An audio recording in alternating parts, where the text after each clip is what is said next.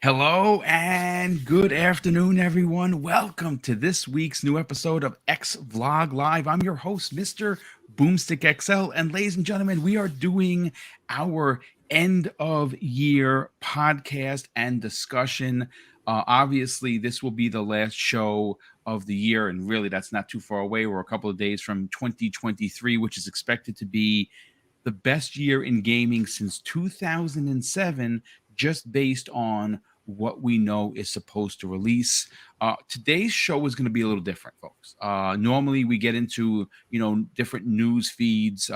We do have a little bit of breaking news, which we will get into momentarily. But for the most part, what we're going to do today, folks, is we're going to be asking every panel member here a couple of questions. What were their biggest surprises for 2022? What were their biggest disappointments of 2022? That could be a situation, that could be a game, that could be an IP, that could be a developer or a publisher. We're going to be talking about also our expectations for 2023, and one of our and what will be ultimately our favorite game of the year. Now, obviously, there is a game of the year podcast that I do with my brother Neo Mental and two of my very good friends that I grew up with.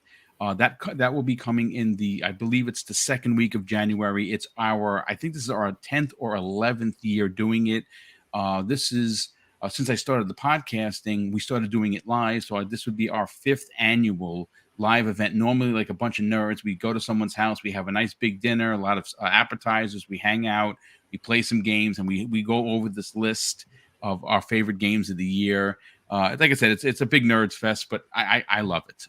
So that's going to be coming the second week of January. I'll put out the specifics as we get closer. But again, folks, the call has gone out to over 15 people. I don't know how many people are going to run through, but we're going to get them in here. We're going to get them in, get the information, and get them out. And hopefully you stay long enough to hear everyone's thoughts. But for the people that are here now, let's introduce them. WebDave, what's going on, brother? How you feeling? I'm feeling good, man. Feeling good. Got a little bit of a cough, like we were talking about in the green room with everybody. But other than that, I'm good, and it's just a cold, COVID tested, COVID approved. Everything's good. No Tell you, COVID. man, No COVID. back in the days, you used to be like, "Oh, I think I'm sick. I got a cold." Now every time you get sick, you're petrified because you think you got COVID. Yep. Mrs. Boom and I had it once in July, and it was miserable. We were sick for 3 weeks. It was just awful. Poor CrispyBomb celebrated his birthday yesterday with COVID. Oh my God, Crispy, how you feeling, dude? I'm good, man. Thank you everybody that reached out, said happy birthday, awesome. And also for all the people that wanted to say something nasty and they didn't. I appreciate that as well. Social media can be a jungle, as we like to call it. But I really appreciate that. I see you, okay? Not getting overzealous and crazy about it. Like, it's my birthday. I hit level 35. Thank you very much. So thank you, everybody. Jesus. You're a young guy. Yeah, well, apparently where I'm at, I'm young, even though I feel old in this room.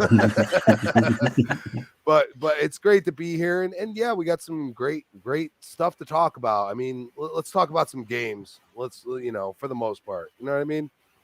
Yeah, absolutely. We're gonna, folks. This is exciting because we're only 4 minutes in, and we have 110 people here. That's bonkers to have that many people here.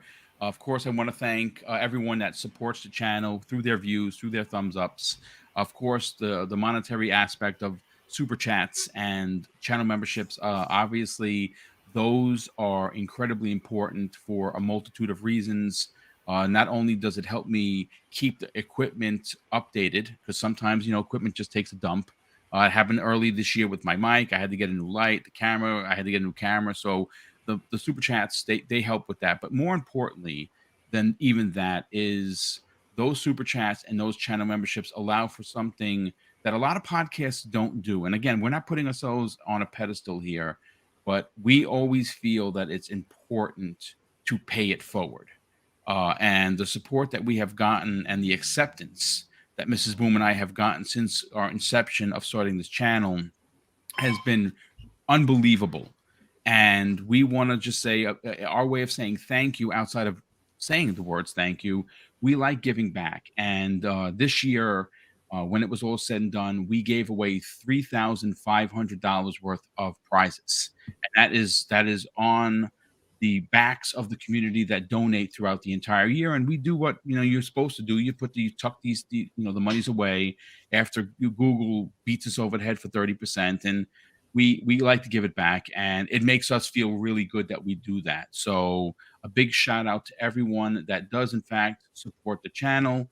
But CrispyBomb, it's great to have you here. Dave, it's great to have you here. FuzzyBelvadere, what's going on, brother? I know next year is going to be big for you. You have one of your favorite racers, hopefully releasing in motorsport. Yeah. Oh man, I'm doing great. Glad to be here with you guys, and man, thank you everyone in the chat for coming out, and yeah, definitely put your favorite games of this year and disappointments of this year in the chat as well. Yeah. But man, it's been a good holiday, and it looks to be a great year next year. So can't wait to get into these topics today. For selfish reasons, because 2022 has been quite frankly a shit year. It has not been the greatest year for me, Mrs. Boom. We had trouble with the truck. We had trouble with our health. The different things have happened. So I can't wait for 2022 to get the F out of here, and 2023 to come in. Hopefully it doesn't. It comes in, in like a lamb. And we enjoy the first half of 2023, which is expected to be great if you're a gamer. And hopefully everyone's health stays the same way. But Retri, you're going to be quite the busy man next year because, my God, Game Pass already seems to be busting at the seams. Welcome, brother. Yep. How you feeling? I'm feeling good, Boom. I got a video coming out hopefully tomorrow. Nice. Just talking about the craziness that is going to be 2023 for Game Pass of what we already know. And that is 44 titles, guys, that we know of already. Wow. Yeah. So, 2023, I think, is ready to finally dismantle 2007. 2007, man, that was the year. And I think this could do it. So I'm looking forward to talking about that and talking today about 2022, which ended up not being as bad as I thought it would. So yeah, we're gonna get into it. Our disappointments, our biggest surprises. Obviously we're gonna talk about the year overall. We'll give our grade for 2022, and of course on the back end before the person is done, we'll get what you're excited about for 2023. We got to welcome in SirXMan, who's got a few minutes, so we're going to allow him to go first. SirXMan, my brother, how the heck are you feeling? Please forgive the disorderliness of my situation right now. It's just it's been a little rough for me, man. But it'll be all good. Hopefully next year my plan is to have a all game room where everything will be nice and orderly, because I'm running out of room. But, you know what, dude? Look, I got giant peacocks behind me. They're majestic birds, but technically that they don't really fit into the gaming aspect. So I understand what you're saying. Eventually, I will have a man cave with my GI Joes and my Master Chief. You know what I'm talking about, don't you, Big Yes, Boom? I absolutely do. It's the old man's dream. Yeah, well, listen. Hello, everybody. I know it's been a while. Glad to be here for a little bit to hang out with Boom and you guys. Hey, my buddy Crispy. What's up, bro? What's up? It's great to have you here, but we got to welcome in. We were just talking about you. I hope your ears are burning there, Umbra, the man with the best singing voice of us all. What's going on, brother? Merry Christmas. When is your album dropping? This is what we want to know. Yep. Doobie. No, let me stop. Me and the band are actually working on getting something out there. Funny enough, so yeah. Oh well, if you're the lead sing, I'm stepping to be the first one in line to buy your album. So don't sweat it. Oh, I appreciate you.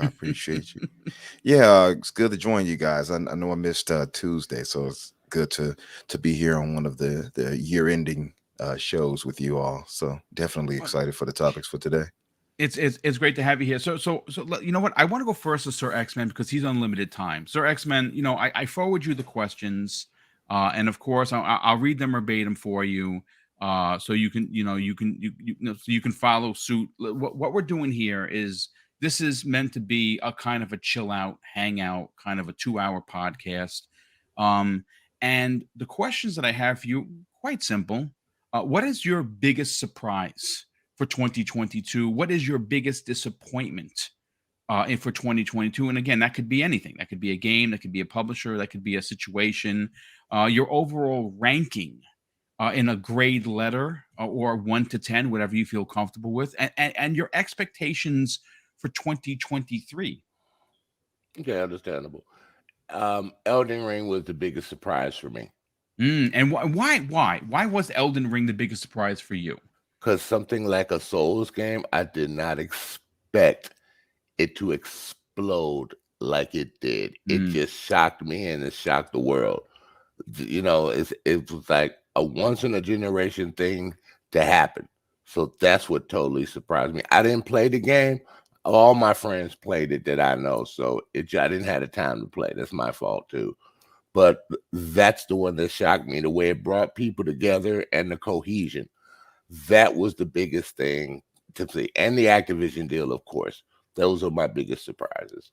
No, that's good. I mean, the Activision deal did come out of nowhere. No one saw that coming. But for a Souls game to eclipse almost every other game at the time, including Horizon Forbidden West. And again, you feel really bad for Guerrilla Games because this is the second time this has happened to them. Correct. The first time they went up against Breath of the Wild and they got slaughtered, right? No one even cared about the game. Now, granted, Horizon was one of my favorite games that year, even though I enjoyed Zelda better, but I still am a huge fan of Aloy and that world. But again, it's one of those situations where we saw Horizon Forbidden West graphics. It looks great. It had some issues, it had a lot of development issues that I didn't expect from Guerrilla, but the game was eclipsed by Elden Ring, which by all rights is considered quote unquote niche because of its Souls-like a gameplay. A game is brutal and it's will not beat niche you anymore.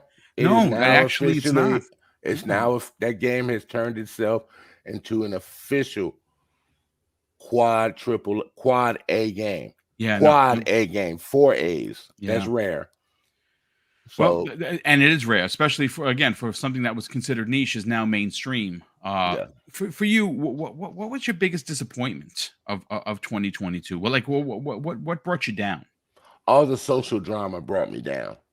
Okay. All of it. I don't pay attention to it, but you hear about it from people and friends.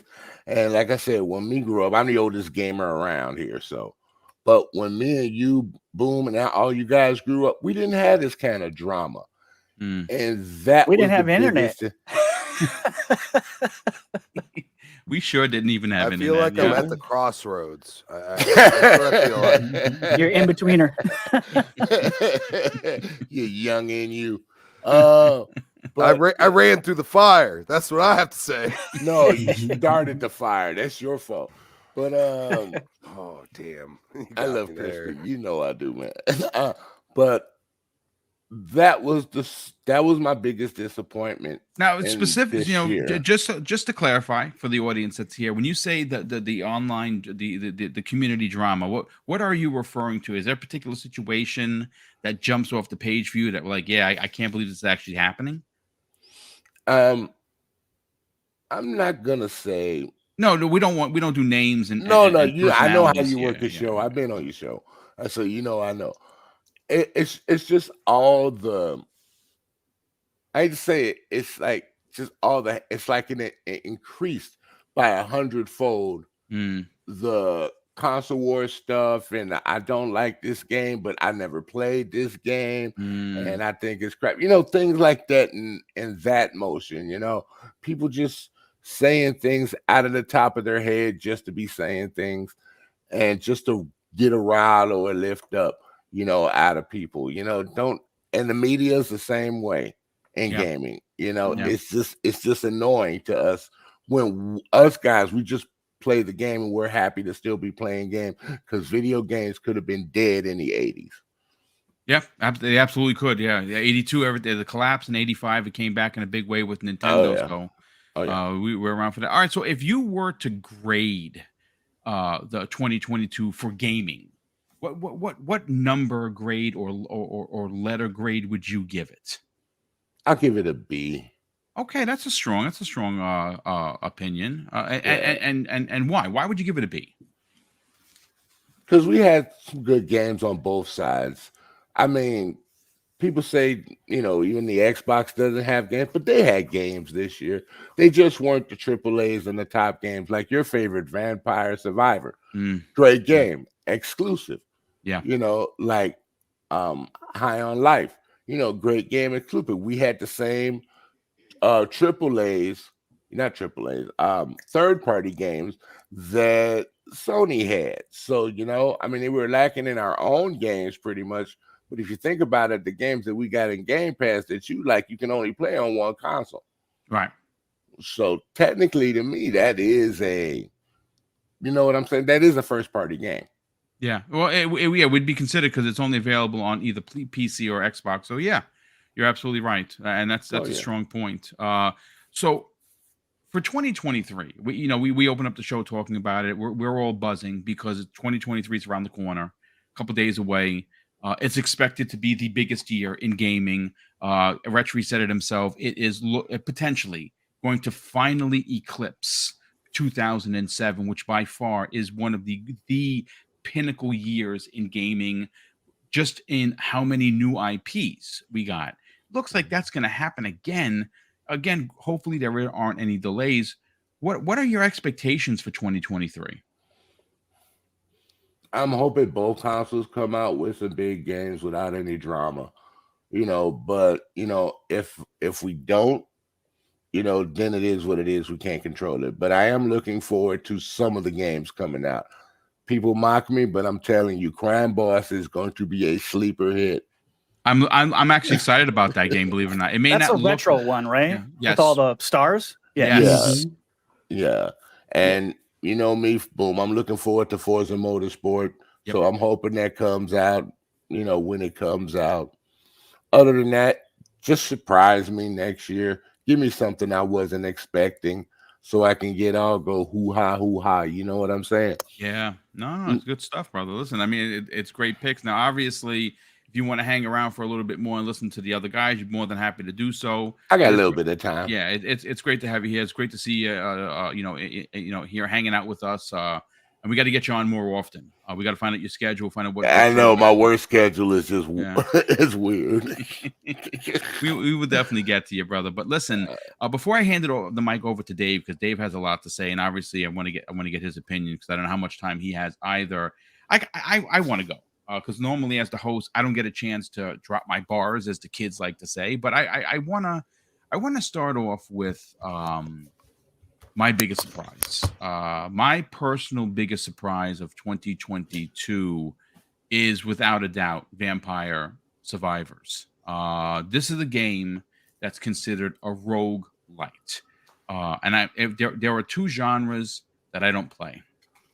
Actually, as a matter of fact, I'm going to add Elden Ring to the conversation. Those are my two biggest surprises of the year, because for me, I don't do Souls games because I don't have the time.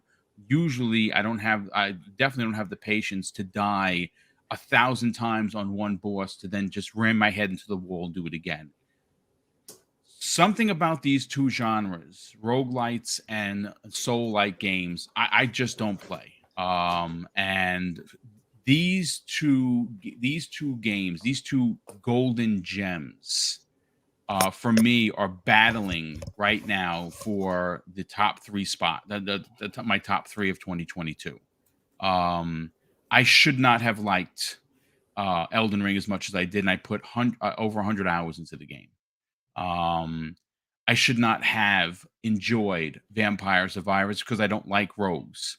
And I have over 100 hours in that game, and every chance I get, because it's such a pick up and play game, I'm going back to it. So those are my two biggest surprises.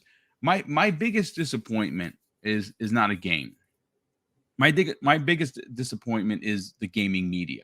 And I say that because at every turn, whatever Microsoft did that was good for the community, they somehow found a way to turn it into a negative.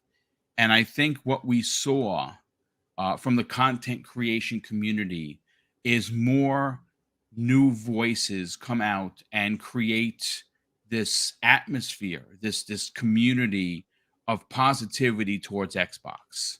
It's not just me. There are plenty of new voices that are on this panel right now that weren't around. And what I think the media got used to was writing a negative story about Xbox and getting thousands and thousands and thousands of hits on their hack websites. And I'm looking at some of even the big ones.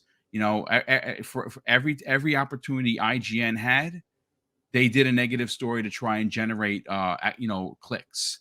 That's the same thing with Kotaku. That's the same thing with GameSpot. These are supposed to be pioneers in gaming media, and instead of leading the way with going out of their way to tell good stories, they found a way to make everything that Xbox did a negative because it sold papers. And it left a very, very ugly taste in my mouth, which is why most media sites, the big ones, I won't click, I won't watch, I won't like, I won't do any of it because I don't want to be a part of that. That's why sites like Game Rant and VGC, Video Games Chronicles, and some of the smaller ones, I enjoy a lot because they tell the stories that I want to read, and a lot of the stuff I use for even the shows that we do here. So yeah, for me, it was my biggest disappointment is the gaming media. They continue to show their bias. Every time Sony has did something negative, that was shocking, that was industry changing in a way that was not a foot forward, more like 2 steps back, raising the price of the console by $50. It took weeks for any of these big sites to go out there and say, hey, Sony, what are you doing? This is wrong. And they were forced to do it because we were talking about it. The content creation community, we forced the issue. We forced the conversation. So it's very disappointing that in 2022, their go-to is Xbox negative. So it's going to generate clicks. And I think that what started happening is they started to lose their grasp. People started to get tired of it. People were like, why are we talking negative when Xbox is bending over backwards at every turn and Sony is doing everything in the opposite direction? So that for me, that's my biggest disappointment. As for my overall ranking for this year, folks, I give it a B+. I was very, very satisfied on every aspect. I might not have put as much time into Horizon Forbidden West as I wanted to because I was hampered by bugs and it really soured my experience. But I can't say that the game isn't gorgeous. I can't say that I'm the sales of it that I'm not happy for Guerrilla Games. Xbox, yeah, they dropped the ball with first party. They delayed pretty much everything, but we did get some gems. Vampire Survivors is one of them.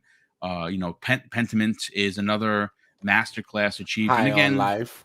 Yeah, High on Life is another one which is fantastic, and there's been plenty, but Game Pass has been feeding us, and we're all fat because there's been a lot to play, and you can't argue what your $15 a month is giving you. So I and Nintendo, listen, I have purchased at least a dozen games from them. Their first party stuff that was incredible this year, and I bought every one of them. And I play my Switch every day. So for me, B+, and my expectations for 2023 are through the roof. If I had to rank it out of 1 to 10, I'd give it a 14 because Xbox is supposed to deliver in a big way. Spider-Man 2 and a few other surprises from Sony are going to be coming for the PlayStation 5. Nintendo is slated to drop bombs left and right. And, if you support all 3 consoles like I do, there's the issue that I had this year of not being able to finish games because I don't have the time is going to be worse next year. I'm going to be spending money. My backlog is going to be as tall as I am, and I'm 6 feet, and it's already ridiculous. But Dave, let's get your opinion on this, brother. What for you was your biggest surprise, your biggest disappointment, your overall ranking, and your expectations for 2023? Well, the biggest surprise was the same for you, which was the Vampire Survivors. I was really surprised how much I enjoyed that game. I literally watched my son play it for a little bit, and I thought, to be honest, I said it looks stupid. And then I started playing it. And then it was like, 5 hours later, I think I like this game.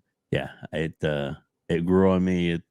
I played it, and I usually don't play those type of games, but kind of reminded me of the old Smash TV a little bit, kind of everything coming at you all at once. And I don't know. I like it now. I play it a lot. So that was my biggest surprise. It's the biggest disappointment. Let me jump on that one real quick. It's basically been two things: Sony Corporation and their response to this deal. I understand that they need to, try and make their position known, but they've gone about it very poorly, and they've made themselves look very bad in most people's public opinion. Obviously, there's fanboys that are going to be, that'll jump off the bridge for them. But I'm disappointed because I have a PlayStation. I've always had PlayStations. I have an Xbox. I have PC, gaming consoles, Nintendo, and for it to get to where it did, it's been very disappointing. And then Lena Khan basically trying to make her name, her mark, her reputation on this deal. It's and even if she eventually is going to lose her side of it, it really doesn't matter to her, because the people that she's trying to please, that will make them happy, that she's continued to be so vigilant at her trying to demise the deal, and that's all they really care about. It's really not about the facts. It's not about the importance. It's not about the actual law. It's not about the actual what their mandate states that they're supposed to be protecting. She just doesn't care. So that was my biggest disappointment. The overall ranking for the year, I'd say it's maybe C+ to a B. There was some good games that came out. Obviously, most of us, if not all of us, wanted Starfield and Redfall Indeed. this year. And since they didn't make it, all I can say is when these games do come out, they better be in pristine condition and ready to just take on the world and not have any major issues or, programming flaws, because they've had so much extra time to work on them. So that's so it's the high bar that they were setting is now even higher for these games, and let's hope that they can compete, as it were. And then my last thing, my expectations is that this deal. So if this is about competition, let us have competition. That it is going to get done. I love it. That's good stuff. Gonna move past it. Gonna move past all that garbage and get it going. And I just and another expectation would be that that like Phil was hoping or was saying, that he thinks that Todd's new game Starfield is actually going to be a masterpiece, and that it is going to be the most played video game of all time when it's all said and done. And I'm really, that's my expectation, is that it's going to skyrocket for all of us. I'm excited for this year coming up for so many reasons. It's great to be a gamer. Me and Boom, and it looks like SirXMan. We've been around since the early days. I'm God, the yes. oldest Early in the days. community. I am 57 and I'll be 58 next year. Well, See, so I I'm used to call 58 myself and the I'll be oldest man. 59. So, Oh, listen, there you go. There you go. So I'm the young in here. Wow. I'm 7 months older than Cerebral Paul, dude. Not a problem. I love it. I will take that W. I will take that W. I love it. Masshole 1977, a good friend of the program, says one disappointment. Why they've kept games with gold. Talking about Xbox. Yeah, you guys got to get rid of that. Xbox, if you're listening, and I know that you are, if you really want to really put the flame to Sony's ass, you get rid of gold and you make online play free. It's over, folks. I'm gonna tell you that right now. I can tell you why they're not gonna do that real quick, Boom. Sure, okay, talk about it. There are over 100 million Xbox Gold subscribers. Yep. And just a percentage of them are in Game Pass. Yeah. So they would be losing, people millions. think, okay, you only pay, they pay $60 a year. Right. That's a lot of money. Game Pass is a plus bonus for them on top because for a year it's $180. So you get rid of gold, they're losing their revenue. Now, listen. Again, from a simplistic point of view, right? Me saying get rid of gold. I'm not an analyst, and I'm certainly not a bean counter. So it sounds stupid. I'm sure someone that does the numbers like, look at this knucklehead. What is he talking about? Yeah, that's like not having Call of Duty on PlayStation. Pretty much. That's where I would disagree and say I'm a selfish gamer and I want the best deal possible. And guess what? That would be them doing that. Not necessarily for me, but for somebody else. You know what I'm saying? Like, and then I get to play with that person. They're really cool, and you meet them. And, Def Leopard in the chat says the FTC would block a free games with gold. Guys, here's one thing you could think about, and because of the rumors of the new possible $2.99 ads supported version of Game Pass, that there is some people have speculated that possibly the games with gold is actually going to turn into that. That's what I heard. Will be less it's inside it. It is part of it. Automatically clears out gold, but yet still keeps all those subscribers in place until their subscription runs out, or if they want to boost up or change or whatever, which is good because they still get the gold games because that's included in that price, probably 2 games a month. But they'll also have now access to the bigger library, and hopefully that'll be like, ooh. So that would drop down to $36 a year. Right, would cut the price in the almost long in half. run, you're probably going to end up growing with ads. Yep. Exactly. The ads. I don't want the ads. Well, yeah, but the ads. No. I mean, listen, ads make up the difference. Yeah, no, it's. I mean, there's a couple of key points there. Obviously, it would cut the price of admission almost in half because it would come to somewhere of a 46% discount as opposed to your $60 to $36. You would have access to Xbox Game Pass, but obviously, again, there was some talk about games not getting in there day and date. 6 months. 6 months. But for the price point. And here's that's the thing, folks. unbeatable. Well, think about this for a second. The average gamer, and I'm talking about the normies. I'm not talking about us, folks. We have almost 300 people here. We're diehard gamers, right? We live and breathe gaming. For the person that plays every now and again, picks up a controller every now and again, buys a game every now and again, something that's ad supported doesn't bother them because they currently watch Hulu with ads, or they watch some of these other streaming channels that they have the ads. And people are like, yeah, whatever, I don't care. I watch commercials all the time when I used to watch TV. It's no big deal. For $3 though, again, when you look at what you're getting versus what you're spending, the value proposition is bonkers, right? So that would be a good way not only to increase numbers, but it would get people to potentially move from that $3. You want to say something, Dave? Well, I was going to say one thing that some people get in their head is that there'll be maybe like an ad before you start playing the game when you click on load that game.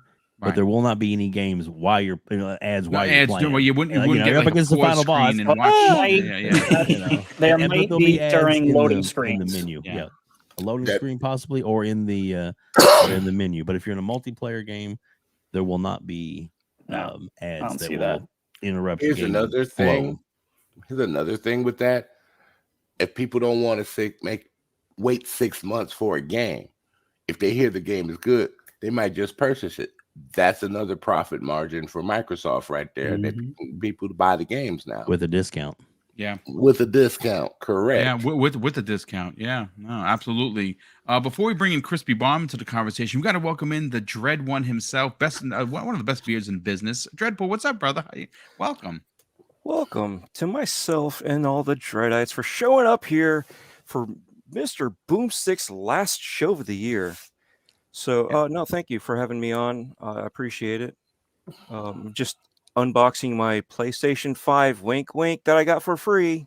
Oh, look at you, Mr. Show Off. Yeah, well, no, I off that truck did it there, buddy. It's no, well, no, it's been what, 3 years now. Yeah, well, it would be 2 years. The next 2 years, yeah. So, but I've been saving up for 3 years. Listen, dude, it's an expensive console, and unfortunately, you had to pay $50 more, which sucks. Yeah, well, paid $600 total out the door. Wow. Yeah, I know the feeling. But you know, I'm excited. No, you should be. The PlayStation 5 is a great console, dude. Exactly. It has great exclusives. And we're not really complaining about that. We're complaining about the messaging that we receive from PlayStation and Sony. You know, that's really what we're talking about when we complain about stuff like that. Sorry. I'm complaining about a few things with PlayStation. That $50 increase and that $10 increase. Right. Their messaging on that is, well, you know, the pricing is justified. Well, it's not justified. We already know that. It's disgusting. Yeah. So, but I'm excited, and you know, some of you guys did see the little video that I sent out. I might actually put that on Twitter or something. You should put it on my daughter. Yeah. Funny. So I did get one negative feedback on that, like ungrateful, and I was like, "Are you kidding me? It's supposed to be comedy." On the internet? Dumb. Shocker. People are just dumb. So don't pay that. You know, put them on. Put that particular person on the pay to mine list. Well, they DM'd you this. No, this was in a DM group that I'm in. Oh, and two jumped on me that didn't know that it was me, and I'm like, how do you not know who I am? Jesus Christmas. And Tiny Giant, she's made cameos, before. And they're like, I didn't even know it was you. I'm sorry. And I'm like, no. That's what I was talking about, Boom. Too busy quickly to judge. Yeah, exactly. Yeah. Now that they know you, I'm sorry. But yeah, see what I'm saying? And they're like, oh, all the negativity we saw online. I'm like, I didn't see that much negativity on people being sad that they got a Sony PlayStation. I didn't see that much negativity that they got an Xbox Series or X or S. I didn't see really that negativity of, oh, did I really get that? You had to buy that for me? No, I didn't see that. So the pools that people are following, obviously, if they're seeing it, maybe they need to start blocking. Yeah, I absolutely agree. Well, listen, that's right, knuckleheads. But real quick, Gamers Play HUD Zero, good friend of the program, who's been a channel member for 14 months, says, "Hey, Boom and panel, happy holidays and going strong for New Year 2023. Xbox will be dominant in 23. Gamers Play is alive. Hashtag stay awesome." Well, thank you so much for that, brother. Thank you for supporting the channel with your membership. I definitely appreciate that. CrispyBomb. Let's go to you, brother. Biggest surprise of 2022, biggest disappointment, your letter grade for the year, and what are your expectations for 2023? You said you had something already lined up. I can't wait to hear it. Well, I mean, I feel like we kind of went down like this path, and I was like, are we going back to it? So thank you. I appreciate that, because I was like, what are we talking about right now? But yeah, I mean, I would say my biggest surprise is High on Life, to be honest, because you got so much hate Metacritic wise, and it's like a juggernaut. Like Squanch Games is literally probably like sitting there like, how is this even possible? So that's my biggest surprise. My biggest disappointment is not having Starfield this year. And I mean, you could say what you want, but if you're a Bethesda fan, you are disappointed because you really wanted that. I mean, it's supposed to happen. Everybody remember that? My biggest thing about my grade, because I should give that. I give it a B.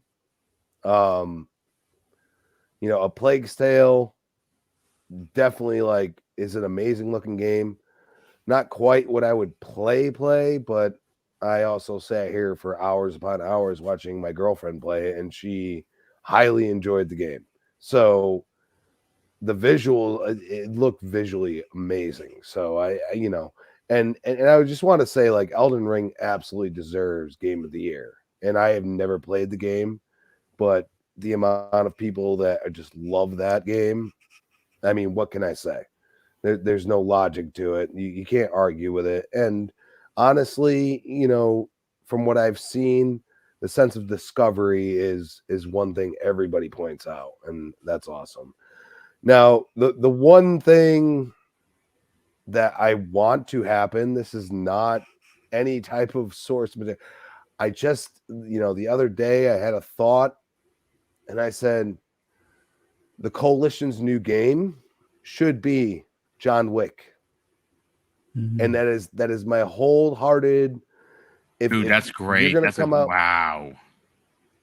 Dude. The way they made all these different executions and gears and stuff like that, they almost warm themselves up. Dude, they him breaking limbs, and it's a quick time event, but you have milliseconds. You got to just be basically doing moves. And then I think they could do that. I really do. And I want to see the Coalition. You have disappointed me very much. And Xbox, I mean, I'm sorry, but we could all sit here and say what we want, but we expected a lot more. So for some people to be very upset about that, I don't have a problem with it. And that's what I'll say to some people that get mad. We invested in something all I have is a Series X. Got rid of everything else. I mean, there's a Switch somewhere and nobody uses it. Okay. We all use Xboxes or PC. Get with it. We want more from Xbox. We know they can do more, so do it. That's kind of what we're saying. Yeah, it's strong. Yeah, absolutely. I mean, it's an interesting one, by the way, Crispy and Boom. For the John Wick idea, I've heard somebody say they would like to see the people who made was it Sifu actually make a John Wick game. I think that would be, but you'd have to have some, even if it's a collaboration, that would be cool, with somebody else. Graphical wise, I mean, you need the graphics for that, but Team Ninja for a John Wick, that would be. I like that. Oh, I like that call out. Definitely. Yeah. Well, I mean, listen, that's a lot. Yeah, no, I mean, listen, you bring up some great points. We are, to be fair, to give Microsoft the well-deserved smoke, as as the kids say, the righteous smoke, as Keosante likes to say, they have earned that smoke. Now, granted, I am not a person that he is going to come out and say that they should have put out broken games, because that is the last thing any of us wanted from Microsoft. But there are some people, including myself, that and Phil Spencer himself has said this. It's been quite a while since they have released a AAA industry-stopping bomb. It has been many, many, many years. Now, I'm not saying that Forza Horizon 5 wasn't that. I'm not saying that Halo Infinite didn't slap, because I thought it was a 10 out of 10. But I think that we all expected 3 big AAA bombs, and all 3 AAA bombs got delayed. It's almost unheard of. And unfortunately, it's kind of Microsoft's MO right now. I want to come to a point with Xbox gaming where we are all waiting and holding our breaths for their next big release, because their last 2 or 3 releases were 90 metas. Now, I get it. Meta may not mean a lot for a lot of people, but it's certainly a talking point. And even though Forza Horizon 5 is a high 90 meta, I'd love to see Starfield be in that conversation, Redfall be in that conversation, Motorsport to be in that conversation, and Definitely be the 3 Motorsport. pillars that start for the next 3 or 4 years, when you get a Hellblade potentially in the end of 2023, and you open up the 24 campaign with Fable and a few others, you start to see that they have laid the groundwork to be that conversation that Sony is in right now with their games. Now, their games may not be your bag, and I understand that. But it's somebody's bag, and they've been hitting high 90 metas for many, many, many, many years. I want to see Microsoft do that. So that's great points all around. Fuzzy, let's get your opinion on this, brother. What was your biggest surprise, your biggest disappointment, your overall grade for 2022, and what are your expectations for next year? All right, I'm going to break my surprises down into a game, news point, and hardware. Biggest game surprise for me, and this is going to probably sound weird, was Sifu. Like, it was a challenging game that was fun enough to constantly go back and play, or even do like just the tutorial, not really the tutorial, but like the practice moves thing, just to kind of go through and imagine yourself as like a John Wick for that game. So that game as a whole, I was amped for it when it was first announced, but that one really caught my attention for, I would say, at least a good 2 to 3 months. I didn't, unfortunately, because Souls games aren't my thing, didn't really fall into the Elden Ring, Vertex or anything like that. But Sifu was that surprise game for me. As far as news, well, the big one, obviously, Activision being announced as being up for acquisition. I think that's going to be an ongoing story for the rest of this year and probably the rest of history of gaming for the most part. We all knew they were serious about, Microsoft themselves as far as being all in. We're serious ever since Bethesda, but I don't think anybody in their right mind even thought that was like the sky is the limit at that point, looking at the ABK deal. So I don't think anybody saw that one coming. And then as far as hardware, the Steam Deck, like, honestly, I've been out of PC computing for quite a while. Like, I was a console gamer up until like late 90s, and then went full on PC until I want to say like PS3, but then it was like split between PS3 and PC. And the Steam Deck is like that happy medium where it feels like a console, but it's a full on PC, and it's gotten me back into tinkering and modding games and testing out different things and stuff like that. So the Steam Deck is that pleasant surprise for me that kind of draws me back in. Even though I have a pretty decent PC, I think the most I played on it prior to getting the Steam Deck was just Grand Theft Auto with like a lot of the mods and things like that. But it's definitely helped me open up the door to a lot of other games I probably wouldn't even bother playing on PC. So those are my big surprises. Now, you've probably heard me talk about this game as far as my disappointment and upsetness with it. And, even though I enjoy it, and I can't believe looking at my hours played on games this year, it's my most played game with like over 2,000 hours. Holy, I know what you're talking about, but yeah, talk about it. But it definitely has some disappointing factors. And sure, microtransactions are the low-hanging fruit that's the nuisance and a bit of a disappointment why they had to put them in there. Like, I get it. You don't have to use them or spend on it, but when the game is built with microtransactions in mind as being a pillar within that game, and they make the game a little bit more grindy because of it. Like, some people have even complained with like the Assassin's Creed games with their time savers and things like that it's the game was made a little bit more grindy, so it kind of steers you or nudges you towards that. And the same thing was done with Gran Turismo 7. But they've heard some of the feedback and people complaining, so they've upped some of the winnings, but it's still not even on par with what they did with Sport. Now, keep in mind, Sport was a half or a quarter of a game in comparison to a normal franchise series Gran Turismo title, but for the most part, they should have started with a lot more and a lot more current or modern stuff in the game as far as tracks, as far as cars beyond 2017, considering that they released Sport in 2017. Like, it felt more like they just carried over like and I'm not a dev, and I don't want to call the devs lazy, but it just felt like they sent in their homework kind of thing a little late to kind of push this out the door. Like it's almost like the executives at Sony is like, all right, time's up. You guys have been working on a Gran Turismo for like 10 years now. Time to get with it, or release whatever you got. And this drip feed that they're doing with the tracks like once every 6 months or so, when they start with a lot less tracks in comparison to one of my favorite titles, Forza, it just feels like they should have done more, especially considering it's the 25th anniversary. Like you should have launched with a ton more tracks for Formula One or IMSA or any of those racing series that you have in your game. You should have the tracks to match. So it's not that it's a full-on disappointment, but it could have been so much more considering how long it's been since PS3 with the Gran Turismo 6, which came out after the PS4 was released. It just seems Gran like they could Turismo have done so 6. much more. Hey, Fuzzy, I remember Gran Turismo 6 was pretty much just a carbon copy of Gran Turismo 5. Exactly. They just do a little bit more in there. I played that and I was like, this is the same game. Mm-hmm. Yeah.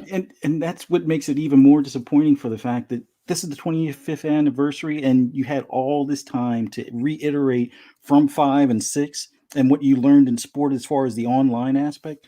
It should have hit the ground running with a lot more content. It should have hit the ground running with a lot better, not just online, but single player, like races where you don't have to have a car made in Japan to race at a track in Japan for some of their higher paying payouts.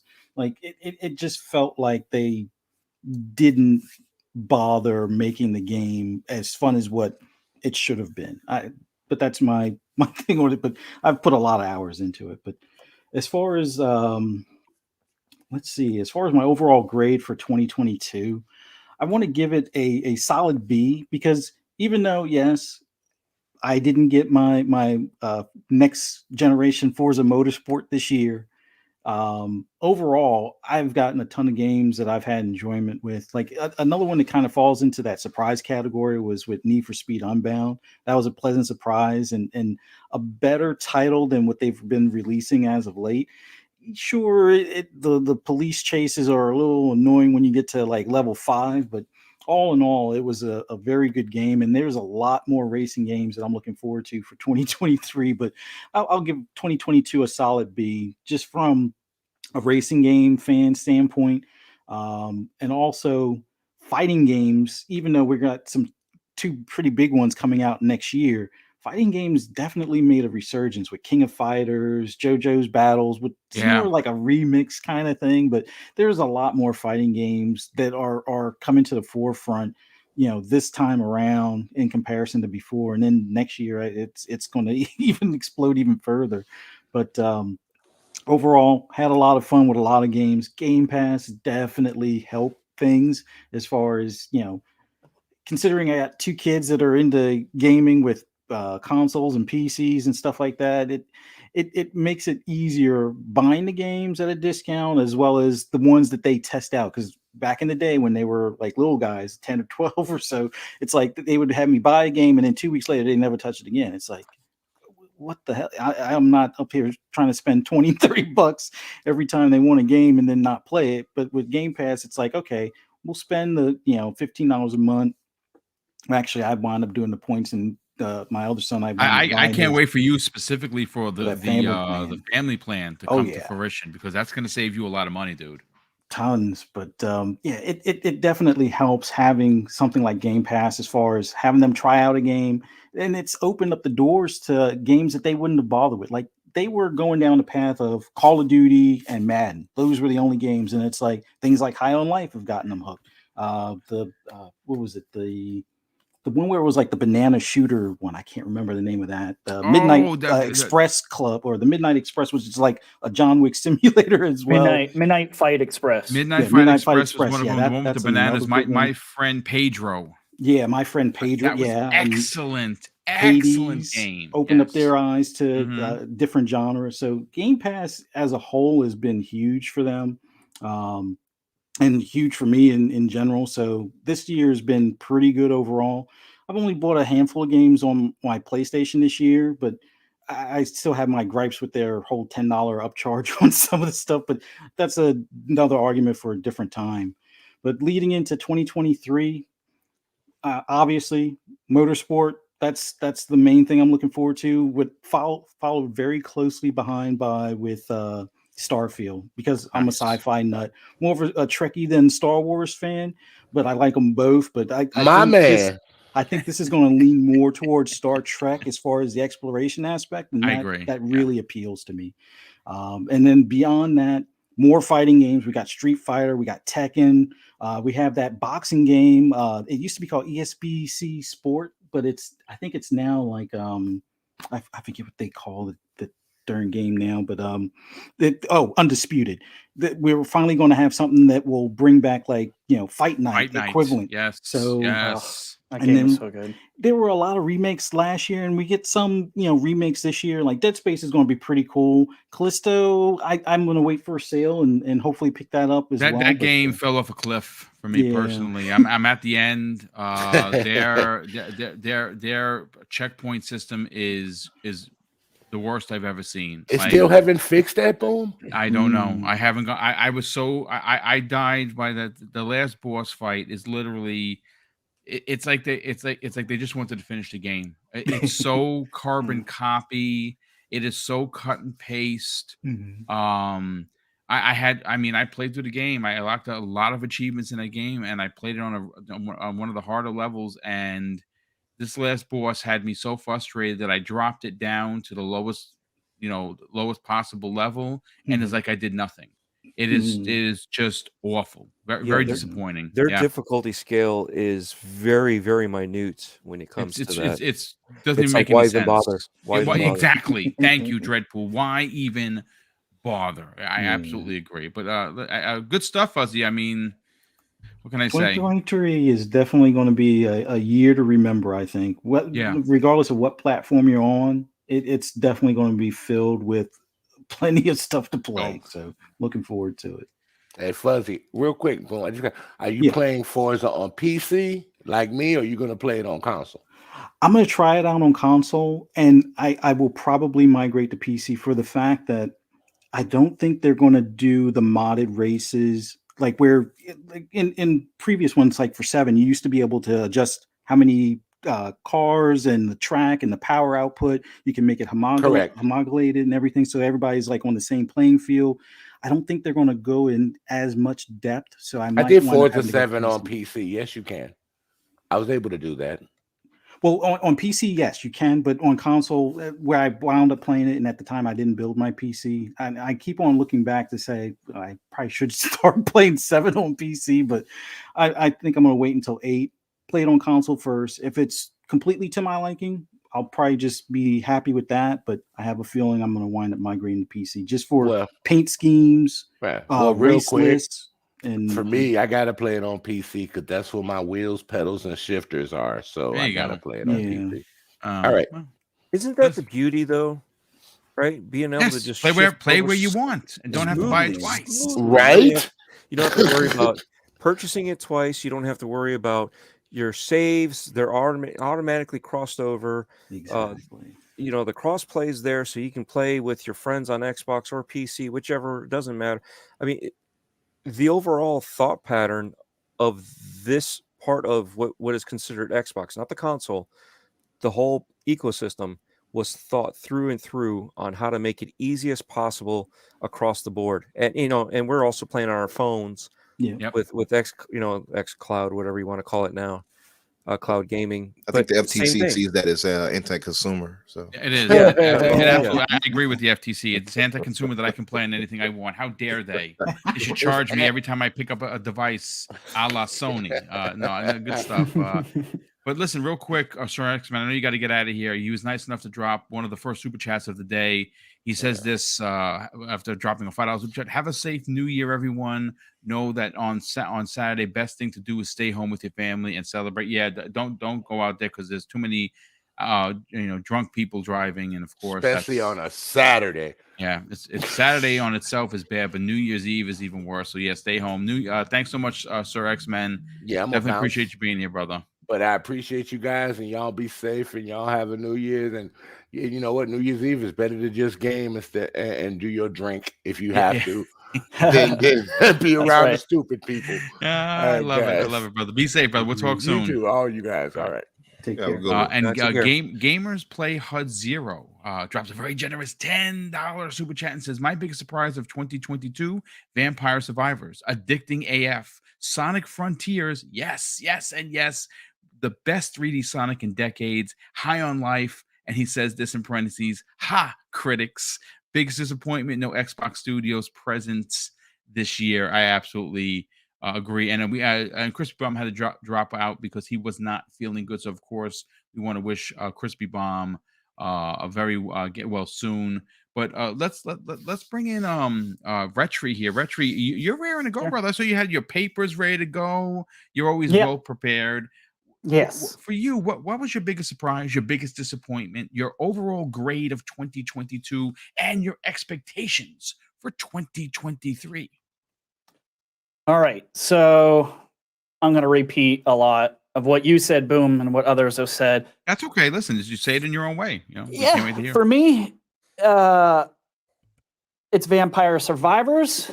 I was shocked at how much I enjoyed that game because, like someone said earlier, I think Dave, it looked stupid to me. Like I didn't want to touch it with a 10-foot pole, and y'all wouldn't stop talking about it. So I tried it, and I loved it. I absolutely loved it.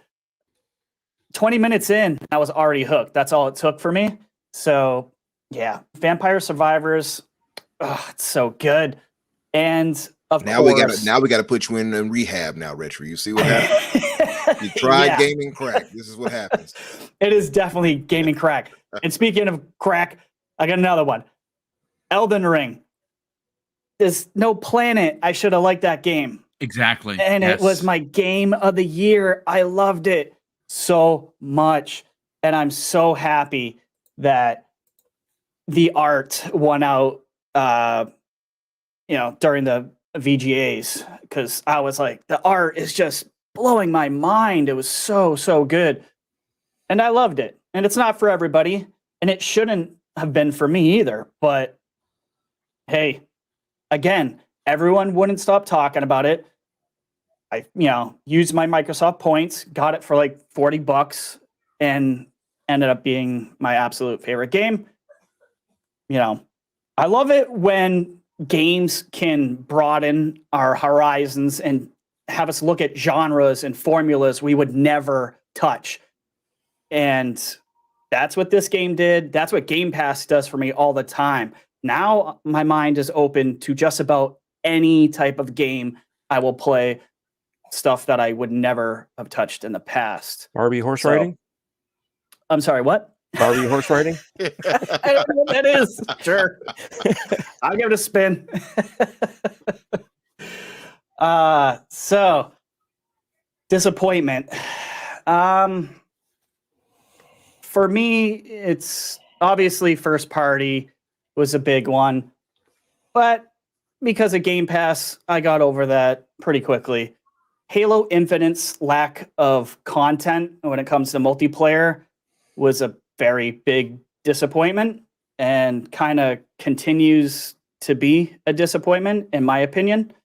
They've brought Forge forward, and I've done a bunch of videos on that as well. I'm trying to showcase people's maps that I think are unique and very cool.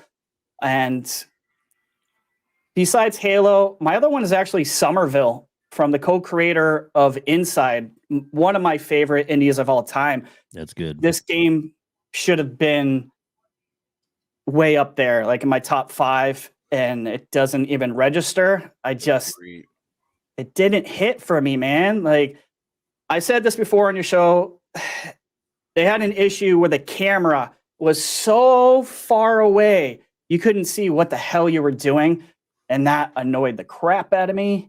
So those two are my biggest disappointments.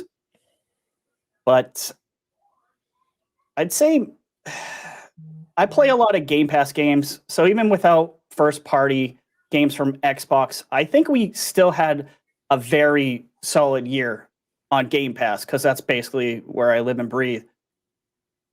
I mean, I got spreadsheets full of games. I don't think people really realize how much comes out on Game Pass till you have someone like me tell you the ridiculous amount. $7,000 worth of games on Game Pass.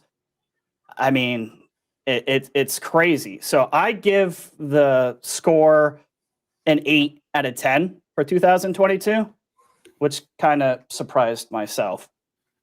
But So that's like yeah. a B for you then, right? Yeah, I'd say it's a B. I go B, maybe B plus, which makes me think 2023 is gonna be a 10 for me. I think it's gonna be an A plus. If what is supposed to hit hits, that's a 10 for me, like automatic 10. I expect Redfall, Starfield, Forza, Age of Empires 4 to come out on console. I'm very curious to see how that plays out with the controls because that game is awesome. I expect the ABK deal to hopefully complete because I really don't want to pay for Diablo 4 because I'm cheap. I'm just cheap. I expect the family plan to drop because I already expect it to happen. I don't know if they're waiting for ABK to finish. I don't know, but I expect that to drop. I expect it to be 25 for the family. And that is kind of a mic drop moment, I think, for Game Pass and Xbox. I expect more acquisitions so they can bolster Game Pass even further. I think some of the stuff that Phil said about they're hitting the ceiling on console Game Pass numbers, I think that's complete BS. I don't believe it for a second. I think they'll sell more consoles. I think that number will probably double. Maybe not next year, but in the future. I don't think 30 million. I think value is where it proposition caps. eventually is going to take the lead of the conversation. It has to. Yeah. I think we could see Keystone next year, the streaming stick. Yep. They've been just waiting to be able to get that down to about $120 price point. That could drop. That would be huge. The storefront for Microsoft on iOS and Google, that's huge for Microsoft. I don't really care about it, but it's a big moneymaker to be on those platforms and not have to pay Apple and Google your 30% tax. And I do agree with Boom. I think there's going to be a $5 a month plan. I think that's coming. Yeah. Hopefully next year. But I expect 2023 to finally take 2007, kick it in the teeth. Because 2007, man, that was a strong year. So, but I am expecting 2023 to be the year. And I'm super excited. I'm going to have a lot of work to do. Well, I mean, a lot of work to do on my channel. It's good for a multitude of reasons. One, you already know you're going to be busy with your channel, which of course is dedicated to letting the community know about Xbox Game Pass, which is great. There's going to be a lot to talk about because you're obviously on one of our weekly podcasts. But as a gamer, we're going to be eating so good that we may not be able to move off the couch. We're going to get we're going to game-itis. Backlog is going to get worse if that was possible. The menu is loaded. This is like every time you say it's AAA craziness. Yeah, good stuff, man. I mean, good picks. We got to welcome in before we get to InfiniteUmbra, and he's going to sing us, a serenade the community. Asante, what's up, brother? Welcome back, man. Welcome, Asante. Good afternoon, all. I forgive me. I was a little bit busy playing the game of the year that was Vampire Survivors. There you go, brother. A lot of people throw it to me when you need to. I'm fine. I'm right here. Nice. He's also a fallen victim. He's also fallen victim to this drug called Vampire Survivors. I'm right here. Oh, the crack runs deep in me, sir. My name is Craig. I'm an addict. Yeah, it's over. This is your brain. This is your brain on Vampire Survivors. Absolutely. It's just I said this before with absolute the most respect I could muster. The game has no right to be this good, and quite frankly, it is just astounding what one person was able to do.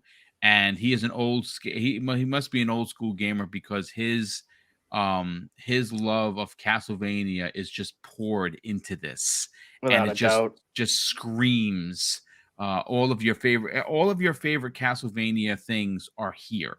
And I actually rolled credits the other day. I didn't know you could do that, but I did get to the last level. I did. It was very, very difficult. I did beat it, and at the end of the game, which was great, I won't reveal any secrets of what happened, but they show every character in the game running on the bottom of the screen, and it was like, oh, I've never seen that monster or never seen that character before. What the H? And I immediately pressed the button to go back in and start playing to see if I can find them. It's crazy how this game just continues to give. But Infinite Umbra, let's get your hot take opinion about this. Your biggest surprise of 2022, your biggest disappointment, your overall grade, and more importantly, what are your expectations for 2023? I've got you under my skin. Oh, wait a minute. The biggest surprise for me, it is something to see this Vampire Survivors take hold to so many people. Like, I played I would say maybe an hour total. But that's like out of different sessions when I played it. So I didn't get a chance to get addicted like you guys, but everybody else that I know that played it got addicted. Literally everybody. So it's interesting to see how far it's gotten with everybody. My biggest surprise, though, and I think this probably speaks for everybody, I think in gaming in general, was the ABK acquisition from Microsoft. I don't think anything surpasses that. And rightfully so. I mean, it's a $70 billion acquisition, roughly. Yeah, so I think that took the cake. But if I'm going to talk about games, I think my biggest surprise, and I think you all hit it, Elden Ring is one. I expected it to be good. That's the correct answer. Yeah, I expected it to be good, but I didn't expect it to be as big as it was. I think it surpassed everything, even their expectations. I'm pretty sure it surpassed.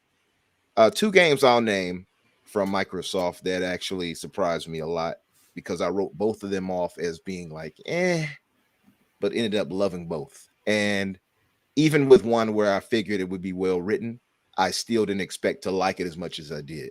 And that's As Dusk Falls and Pentiment. As Dusk Falls, I really loved the little story behind it, the many decisions you can make that actually mattered. And Pentiment, I liked the aesthetic, the setting, and even the humor. It surprised me. Both really great, both largely unplayed by most people, especially Pentiment. So that would be my biggest surprises of 2022. Biggest disappointment of 2022, believe it or not, the ABK situation. You're not wrong. Yeah, that's a good one. So it's the biggest surprise, but also the biggest disappointment. And it's multifaceted for me, right? Because as I'm happy that it's happening, just as a consumer, as I'm being greedy, I know what I have coming for me, as you've heard me say before, Boom. Now the fact is that so many other publishers and studios that I wanted Microsoft to get before this is now held off because of this. And now with the FTC doing what they're doing and, being unconstitutional or whatever it may be, it's being delayed longer than it should have been. And that's unfortunate for us because now we have to wait. So it's like, could it be over with already? That's one thing. And for gaming, I would say the biggest two, and I'm pretty sure most can agree, Babylon's Fall and Crossfire X. Those are the biggest disappointments of the year. Yeah, I think it's fair to say. Everything else is okay. That right there is like, not good enough. And because of that, and I would say because of the lack of outside of Elden Ring and God of War for me. And I know people will probably say, what about Horizon Forbidden West? You see how little it factors into my thoughts. Mm-hmm. It didn't even win any Game of the Years, by the way. Pentiment did. But anyway, my overall ranking for 2022 is a C+. Okay, that's strong. Yeah. It's not a bad rank. It's not the strongest ranking. But I feel like we lacked a lot of genuine quality AAA games this year compared to a few years back and what I expect us to get next year. For my expectations for 2023, I expect nothing short of a golden year, like Red Tree pointed out. And I'll name off a few of the games of why I see this. So I see this year as a C plus. I think next year is going to be an A plus. And we have Starfield, Redfall, Diablo 4, Star Wars Jedi Survivor, Zelda, Tears of the Kingdom, Dead Island 2, Resident Evil 4 Remake, Atomic Heart, Stalker 2, Hogwarts Legacy, Spider-Man 2, Street Fighter 6, Tekken 8. I can go on and on and on. That right there is enough right there to qualify as an A plus year. I agree. Just 100%. alone, just those 10 games I named. So I think going forward into 2023, the biggest thing outside of, and Forza, of course, as Walt just pointed out, my biggest thing outside of it being a golden year is what I look forward to, what it's actually dropping on Game Pass. And Microsoft, if we think they kind of dropped the ball in 2022, and for whatever reason, they definitely have 2023 nailed, because many of those games I named actually appear on Game Pass, and so many more other third-party games that I'm super excited for are dropping on it. Flintlock, to the Curious Case of, the last case. Benedict Fox. Exactly. That looks phenomenal. I can't wait. Great. So many. Monster Hunter, Rising. Well, what about the two fighters from Arc System Works, bro? Finally coming to Xbox, man. So You're getting Blaze Blue and Guilty Gear. Come on. Absolutely. Crazy. That's huge. Absolutely. And I mean, even other surprises. And like somebody else pointed out, I forgot who said it exactly, but that's from what we know already in the first half. We don't know what's dropping in the second half of the year. That's right. We don't. So I'm extremely excited for 2023 for so many reasons. Those that we named already included. And that's my biggest thing. I think it will be like a gaming renaissance, next year. Absolutely. Yeah. Wall Diggity in the chat says 2023 best year since 2007. That's what we're all definitely hoping for. No doubt about that. Oh yeah, really good stuff there, InfiniteUmbra. Let's get Dreadpool's hot take on this. Dreadpool, what was your biggest surprise of 2022? Your biggest disappointment? Your overall grade for the year and your expectations for 2023? All right, so positive. And a lot of this stuff is rehashed, which is fine because it just shows that it is not just important to one person.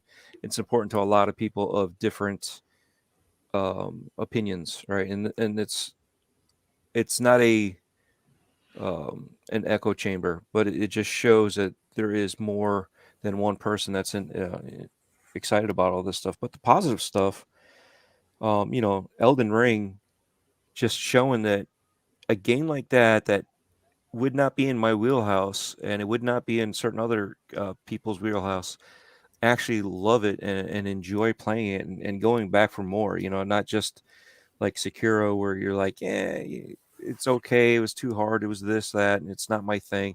And only, some people felt like they got jaded out of it. Some other people fell in love with it, but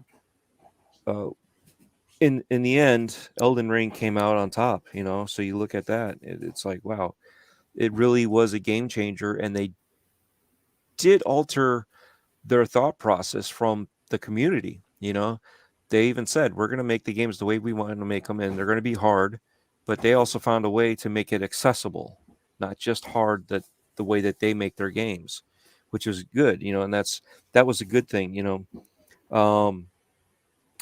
I do not, and I expressly am going to tell you, I do not go to any rehab, any counseling, or anything, but I do like Vampire Survivors. He's swearing off the help that has being served to him on a platter. I don't understand what's happening. But no one doesn't know that. Yeah, but it's a good game. It's one of those silly games that when you look at on the surface, just doesn't trigger you. But again, when you look at opinions of people that you respect, and they're playing a game and they're saying, wow, I did not expect this from this game, and I'm actually having a good time, and in multiple people, and it's like, all right, I got to try this out. And then 3 hours later, you're like, okay, I get it. I like this game. I'm not addicted to it. But then you do another 3-hour session. And then you're like, I just like sitting here, I guess. I got a comfortable chair. So you use whatever excuse that you don't go to meetings. But moving on, the positives are that you still have all these Xbox games rolling out, even if you know that they're in the future. You see what's coming, you see all this stuff, and you have all these games coming out on Game Pass itself. And yeah, it might be the blockbuster digital version. I don't care. I don't have to own the game. I never had to own the game when I went to Blockbuster or Hollywood Video or any of the other mom and pop stores we would go to back in the day to rent our games. And if we liked them, we would go out and buy them. I don't see any issues with any of that stuff. So I think it's a good thing, with all this.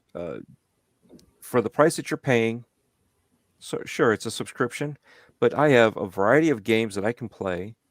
Games that I would never play. How many times have we been on Breakfast with Boom and I've said, I was playing this stupid game, but I got into it and I ended up beating it because it was one of those, and it's not stupid. It was just a silly game that was, not really too mind consuming, not anything. It just absorbed you into the game and you just had to keep on playing just because, and you find those little gems like that, and that's where Vampire Survivors is, and a few others are like that, and that's the good stuff. Now on the negative side, yeah, EBK is one of them. We're still waiting on Killer Instinct. What's going on with that? It's still how many times it was. Hey, who can we get? Who can we get? And we're all suggesting all this and that, and they're even saying, well, we're still looking. Bandai Namco could do it because they're not. You know what I'm they're saying? The best ones, option-wise, best ones available. And Arc System Works, I think, could do an amazing job, which works with Bandai Namco. Yeah. Now here's another one for my friends. It's not really for me, but for my friends. The Avowed demo. Avowed. Oh yes, and yes. And because you all looked at me like, you're not interested in this? No, I'm not interested. But my friends it's were. Not your bag, brother. And people, it just didn't catch me yet. It still has not caught me yet. But my friends that were looking forward to it were like, man, this is a piece of crap. It's Obsidian, brother. It's it's like how do you do that? Yeah. How do you push something like that out? And it just, for a demo, that's not a good sign. It's definitely bad. Now, here's the real one that I'm tech-wise, I'm still pissed about. But I understand the current market, the current situation, but I'm not going to say that that's the only reason why it's still there. It needs to be fixed.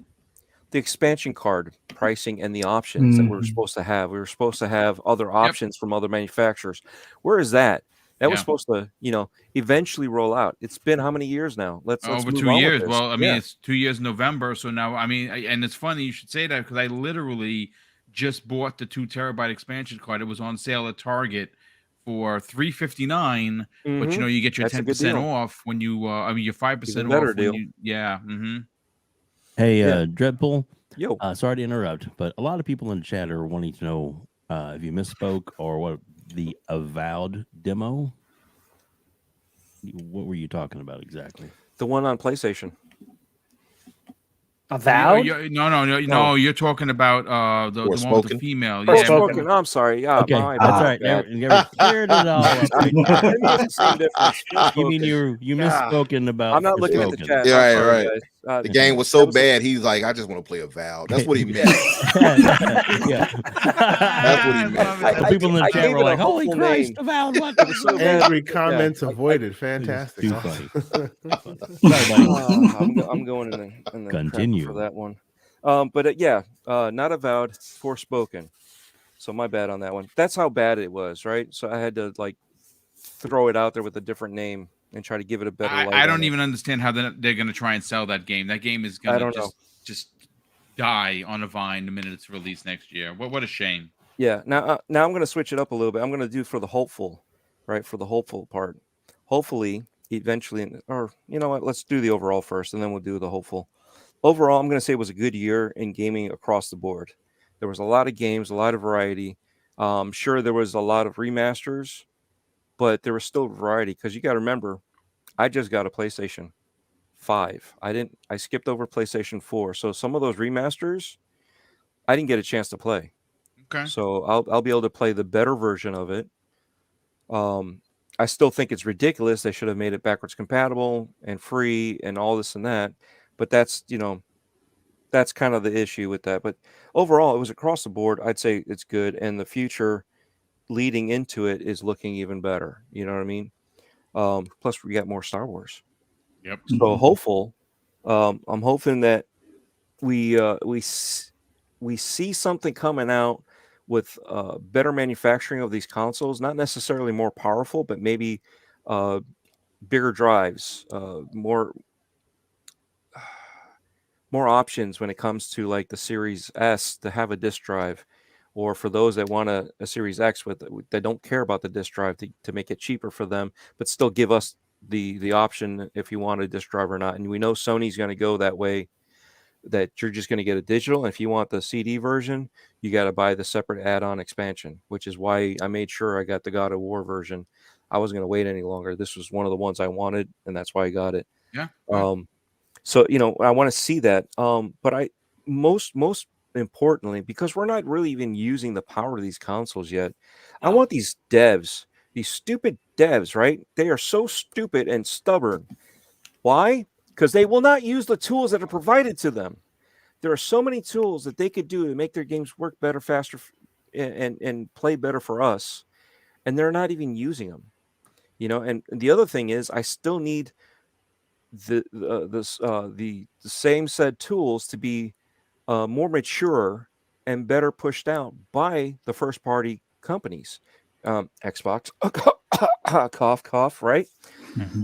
We need that, because if you're not even going to do that with your first party studios, why would you expect any third party dev or even second party studio to do anything and utilize any of that, the technology that you're putting into this, if you're not going to support it with the software that's going to pull the most power out of it? You're just limping along. But what do? You put a person in a wheelchair without any wheels and you give them a cane. What do you expect? Nothing. They're just going to sit there, and this is what they're doing. Now, also for the selfishness part of me, I need to hit 1K.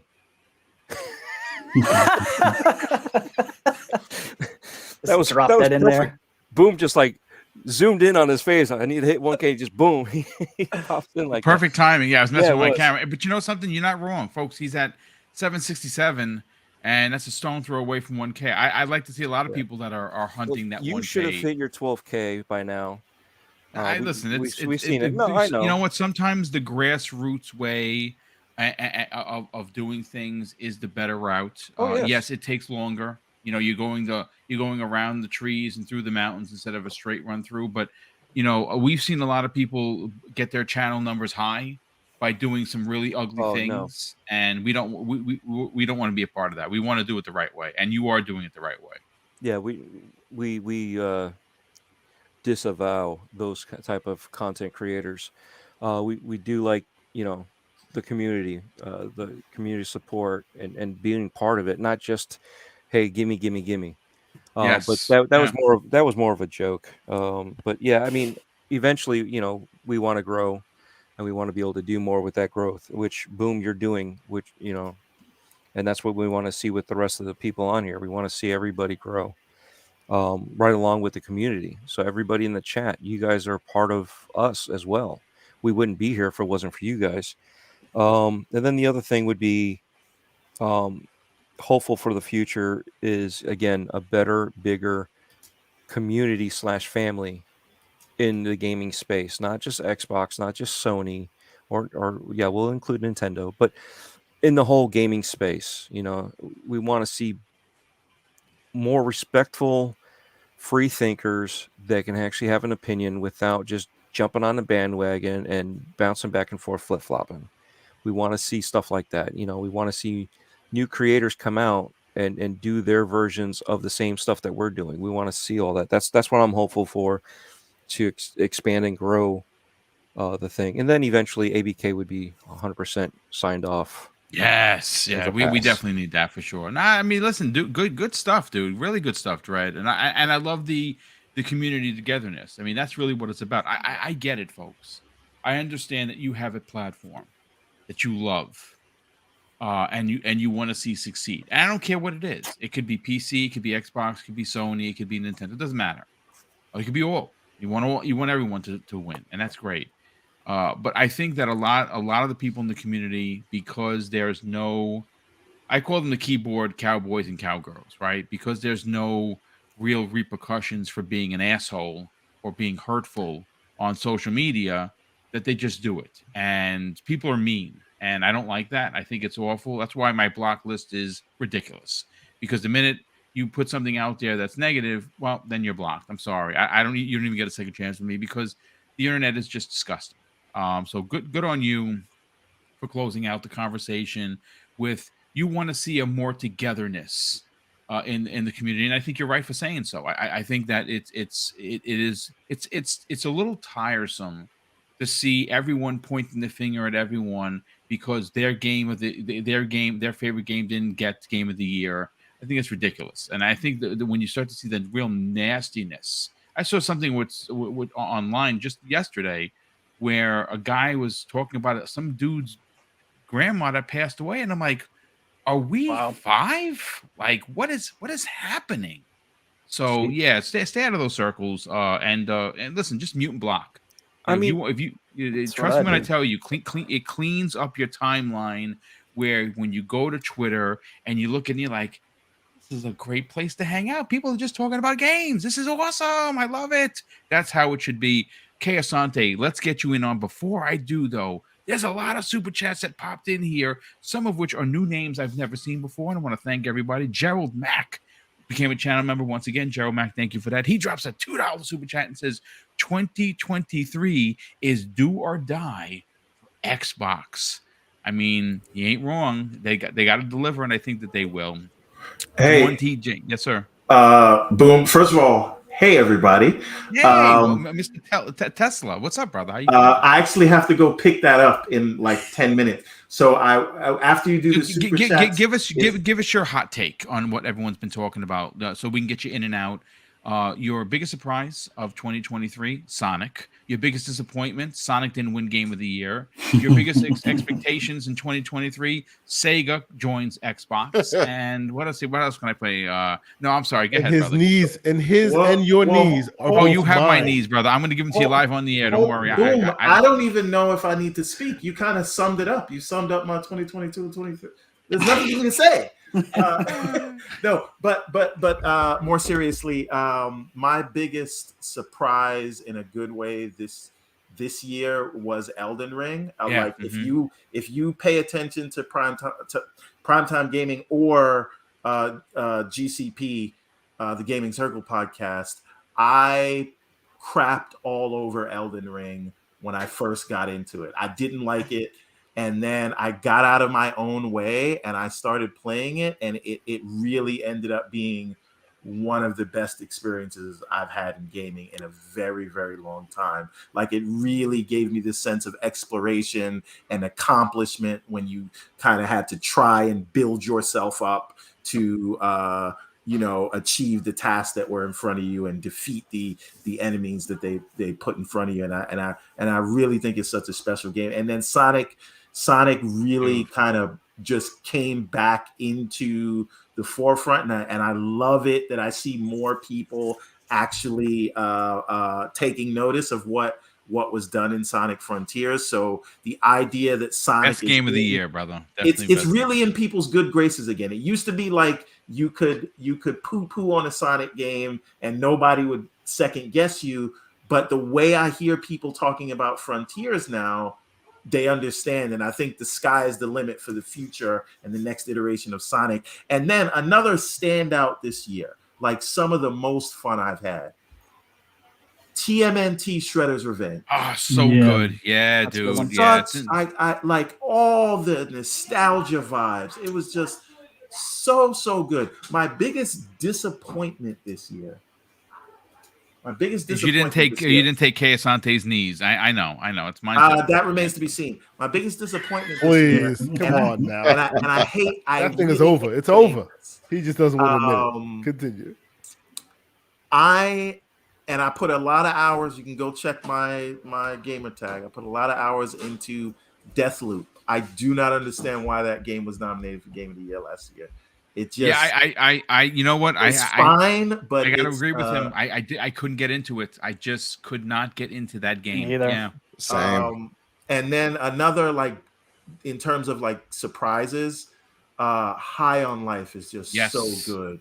And the disconnect between the reviews and people who actually played the game. And I've come to this conclusion that the people who have reviewed that game, I don't think they played it past the first mission. Because when you hear about what they say about the controls, that can only be said about someone who has not upgraded the suit yet and has not. Like, the controls are actually very complex, and they do feel good, and they do feel satisfying, and it is a competent shooter. And I know, because after I only played it for 2 hours, I was like, yeah, this is not good, but it's funny. And now that I'm 10 hours into it, I'm like, wow, they put together something special that's on top of. And the man has digital receipts. He literally said that on the show, and I told him keep playing it.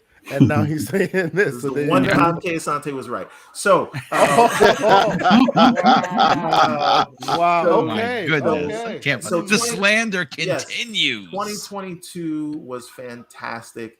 I bought both Horizon Forbidden West and Ragnarok and haven't started them yet. That's on my list. I also bought Gotham Knights, haven't started that yet, also on the list. I'm waiting for a sale for Callisto Protocol, but that's just the immediate backlog before we get into the greatness that is 2023. Folks, Rand is in the building. What's happening? What's going on, RandAlThor, man? Yeah, we'll get to Rand in a second. The speed reader himself. But 2023, again, I keep saying this, like, you couldn't mess up 2023 if you tried. Right? When you talk about Starfield, when you talk about Redfall, when you talk about Motorsport, when you talk about Lies of P and Game Pass, when you talk about Monster Hunter, which we're getting ready to get in January. Flintlock. There's so many good games. Stalker 2, that trailer's getting ready to come out. Atomic Heart. When you talk about all those games, and that's just what we know about so far. And even if some of them slip to later in the year, they'll be out. So my question is not even about what will Xbox do in 2023. My question is, will they be able to keep up that cadence in 2024?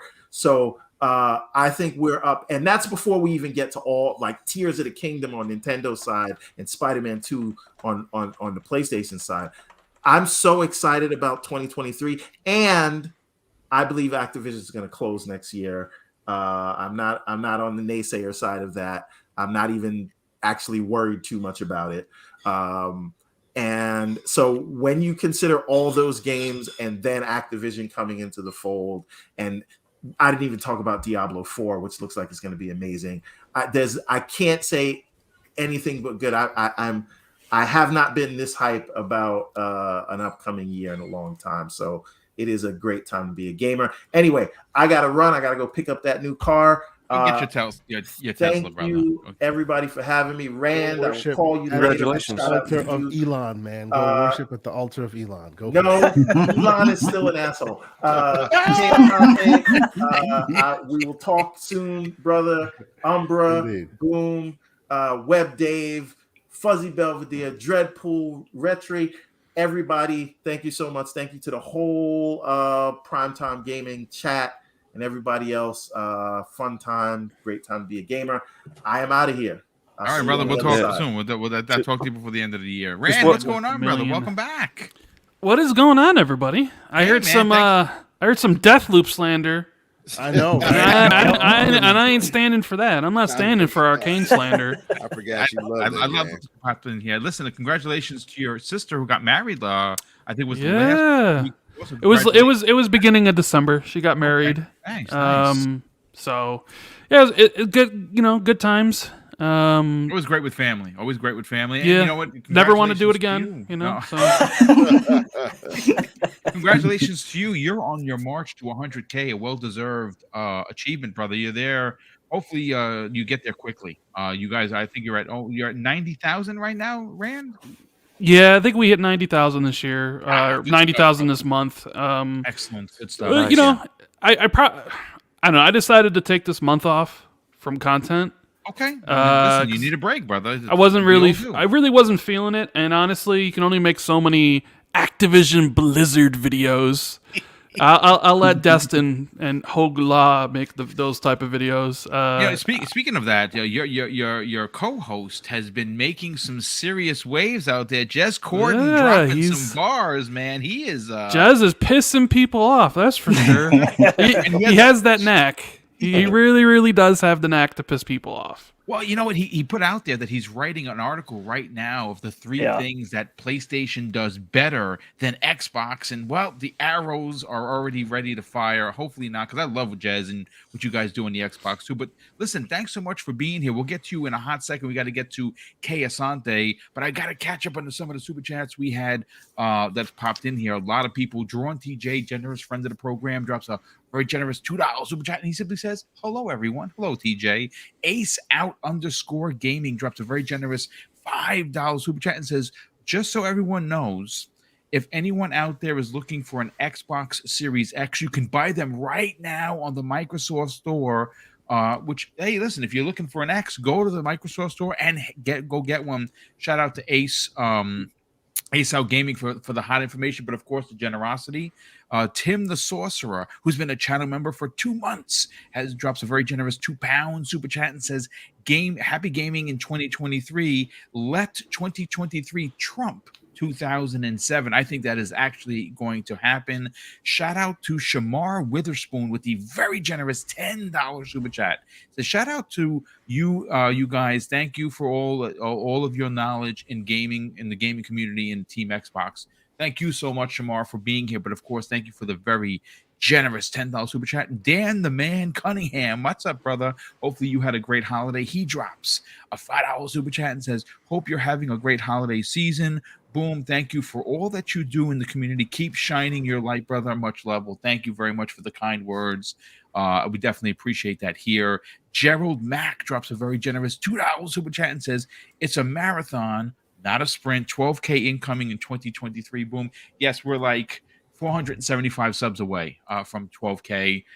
We'll hit it hopefully the first month of the year, when of course maybe the ABK deal closes. I don't know. We'll see. Hey Blinken, I love the name, drops a very generous $10 Super Chat and says, we saw High on Life's reviews get dragged for its humor. We also see Atomic Heart get bad reviews for having a rushing development team, ? I mean, listen, I get it. Russia sucks, man. It's what they're doing is awful. They're never going to be able to get out from the stigma of just being horrible country. But not everyone, you know what I'm saying? Like, one of the things I dislike is we can't throw everyone of a race, a creed, a color, a sexual orientation under an umbrella. We can't do that. There are many, many, many Russian people that do not approve of this war. So again, I don't know the team. I don't know anybody on the team. I can't say that they do or they don't. But I don't like, if Atomic Heart comes out and it's a great game, it should be judged as a game, not as a political tool for Russia being a D-bag. You know what I'm saying? Like, not everybody in Russia agrees with this. So if that happens, I'm going to be very disappointed. Can I speak up on that too? We got to remember, even our soldiers, in their mind, they're doing something that is correct when they go out to other countries. There have been times that we have gone out to do the right thing and come to find out we were in the wrong. Yeah. But it doesn't come out. So this is also the same situation. They are doing what they think is either right or wrong. It doesn't matter. It is an opinion from the outside, and you can't judge people based on what their government is telling them to do or using propaganda against them. or for them to believe in what is good for the country. We do that all the time to ourselves, and then you see what we had when we came back with Vietnam and all those vets. Yeah. They were shunned. So we got to remember, everybody is doing what they think is right, and you can't criticize them over that because of their political leaders. No, I agree. I listen. Like I said, I don't want to turn this into political conversation. I just want to make sure that I think you're onto something for sure. I think that we have to understand that yes, they are following orders. I mean, we think it's wrong. But they might. And don't get me wrong, there are evil people out there in the military doing ridiculous things. So it's not to abolish any of the wrongdoings. Yeah, not saying that. No, absolutely. No, good. I mean, listen, I appreciate you actually, taking it real. We definitely appreciate that. 2Man55 drops, who's been a channel member for 10 months, says IGN has a new Stalker 2 gameplay trailer called Come to Me, dropping in 30 minutes. Yeah, I'm definitely going to check that out as soon as we're done here. Tim the Sorcerer drops a very generous £2 super chat and says, to RandAlThor 19, I'm blocked on your channel. What happened? So I don't know, Randy. Maybe you can take a look at that. I don't know what I mean. I didn't block you. I know. I haven't blocked anybody on my channel in a long time. I do have a bunch of mods, and Jez is quick with the block, so it's probably one of them. Get you DM me your name or your YouTube name, and I'll check it out. Okay, cool. Appreciate that. Now, Michelle Alexandria, who's here. Thanks so much for the very generous $5 super chat. Definitely appreciate the support for the channel. Appreciate you being here. Que Asante, the 4 questions, super simple. Biggest surprise of 2022, biggest disappointment, your letter or number grade for the gaming year known as gaming in 2022, and your expectations for 2023. Okay. All right. So let's see. I'll keep it as a gamer. We prognosticate on this channel quite often. But for the purposes of this, I'm wearing my ceremonial black and green, so I'm keeping it as a gamer today. Okay, so as a gamer, my biggest surprise, because I am on brand, Steam Deck. It literally changed my gaming outlook. Boo! I'm sorry, it really did. I played more Xbox games because of Steam Deck. I played more old school games because of Steam Deck. I played a lot more, just a lot of games because it's just available to you, easy on hand. Who plays old games? I'm sorry. Who plays old games? I play gamers play old games. I didn't think Jez Corden was going to be on here. hey, I'm sorry. Jez and I are men of culture. Apologies. So Sure. Do you also like mayo on your fries as well? I actually, you know what? I do like mayo on my fries.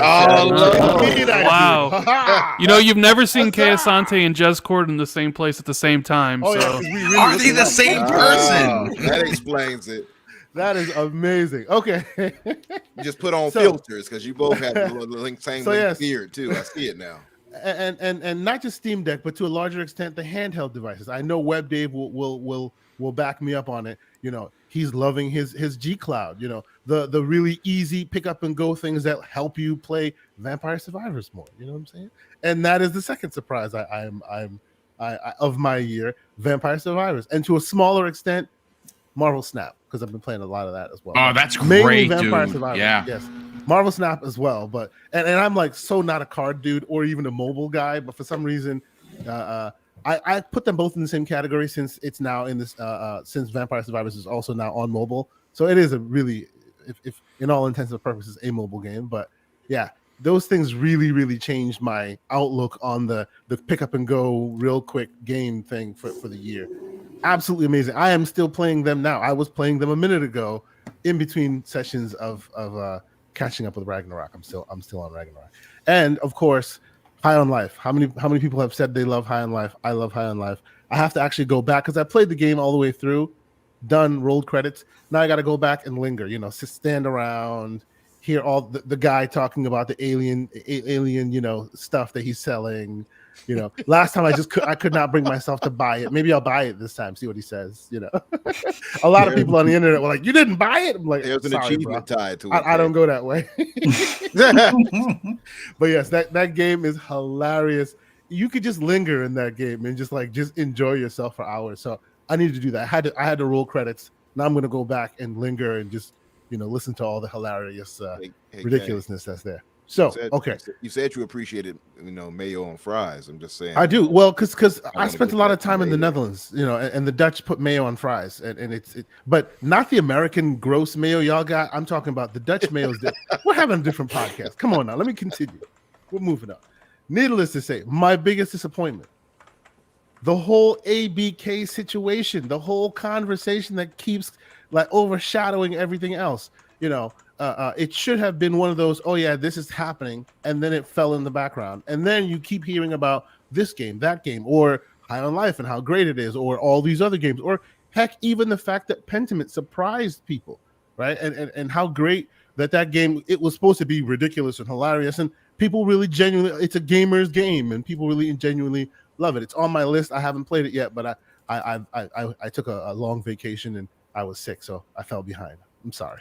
My backlog got gross. Anyway, but the point is, for some reason, that ABK situation basically took all the air out of the room and kept doing that, right? And that is the context. But again, I said I'm speaking to this as a gamer. So, as a gamer, Xbox first party for the calendar year 2022, that's also a big disappointment for me. Not the Game Pass stuff, because a lot of the games that I loved, a lot of things that surprised me came from there, and I appreciate that. But I was hoping to see some more of what they had to offer with so many studios under their belt as a gamer. Context matters. I don't care about that right now. I'm talking as a gamer. I got the blue and black on, the green and black on right now. That's what I'm doing, right? So I expect them, whatever choices they made, I don't care. I expect games, and I didn't get them this year. And that it makes me want to sit in my black and greens and pout a little bit. So there's that. My overall score as a gamer playing everywhere, I'll say it's a B plus. We're still at the end of the whole COVID thing, and some of the delays is happening and all of that. So a solid B plus. Lots of crazy games that I played that I enjoyed. As usual, I love indies, so indies found a way.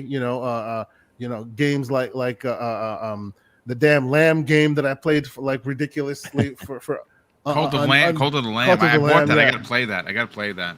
Do not play that and Vampire Survivors at the same time. I swear you will not get out of your house in for days. It's just ridiculous that the combination of those two things. It's ridiculous. Anyway, sounds like somebody needs a meeting. I can stop whenever I want, sir. I don't know what the question is whether or not he's going to get the chip or not. I don't think he's getting the chip. Sorry. Whatever I want. Anyway. So, as to the future outlook, my expectation, as with other folks, is that we close this ABK thing at least to a stable point. It may not close completely solid to the point where it's a thought in the back of your mind, but they may get to a place where, hey, we're moving forward. We'll double back and deal with the fallout later. We may get there. Who knows? We're still in gamer talk. I don't care how it happens as long as it falls to the background a bit more, because it needs to, right? Because in my and the reason why I say that is, as a gamer who loves Xbox games, I expect them to walk and chew gum at the same time in 2023. But my caveat is exactly to what Everborn said. Oh, you can't screw up 2023. Sure you can't, right? There was one, I think, what was it, in 2021 or 2020, where within a short time of 2-3 months, 3, 4, 5 games released. Why? Because they all just happened to fall that way, because that's how they did when they were delayed, right? I get that. So 2023 is potentially going to be full of games. If that happens and 2024 becomes a wash again, that will be, to me, the ultimate fail. If the floodgates are opening, they need to stay open. And if they're not going to stay open, then you need to be more strategic in how you place them out. I don't expect a glut of games next year, only to then have the faucet be dry again for 2 more years, which is a potential. Yeah, right? You're right. So my expectation is not just, 2023 is going to be amazing. Yeah, you can't screw it up, because all of how many delays have gotten us to where we are now, right? But there has to be after that, what project? After that, what project? After that. And a lot of folks are now paying close attention to the whole thing of, well, you guys said for the first 6 months, right? And how many of those first 6 months games are going to slip? Because there's a lot of them in there, and we still haven't seen hide nor hair of them, right? So how many of them are going to slip?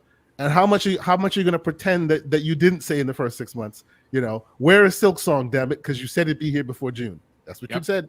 You Yeah. said that, right? Yeah. So those are my expectations, right? I expect them to walk and chew gum at the same time.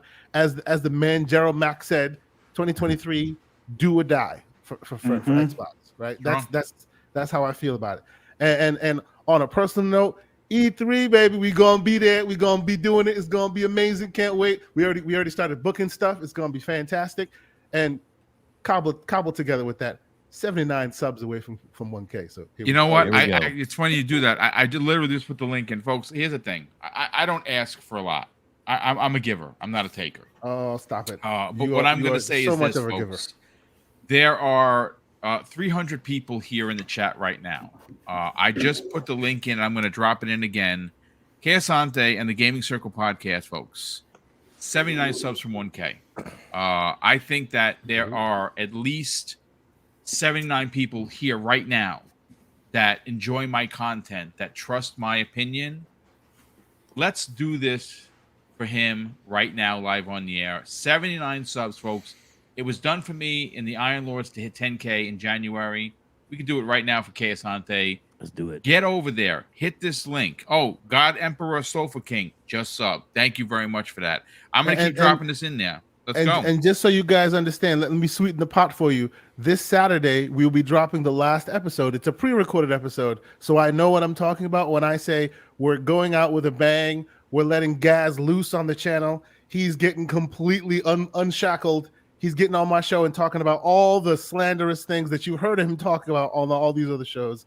He's out there defending himself. He will be on the Gaming Circle podcast this weekend, this Saturday, 10 a.m. Eastern Standard Time. That's when it premieres. It'll be all on all the services and stuff after that. So sub for one episode. If you don't like it, you know, you can make a decision later. But I suspect you will enjoy the ridiculousness that is our show. And yeah, it's definitely a good one. Real quick, we have a super chat that popped in here.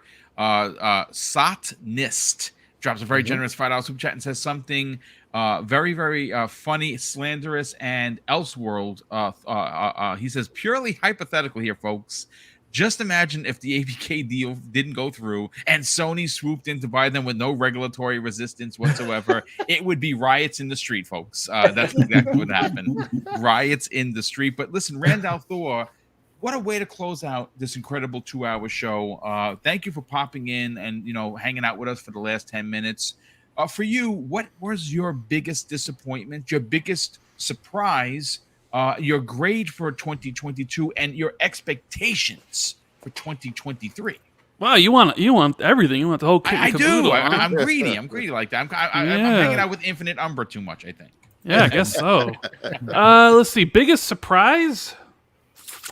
I'm gonna have to say probably Vampire Survivors. Yeah.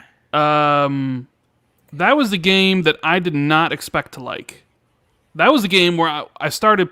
That was the game where I was looking at it and saw all the talk on social media and saw everybody praising it, and I just didn't understand the appeal. I'm like, what? This game looks dumb.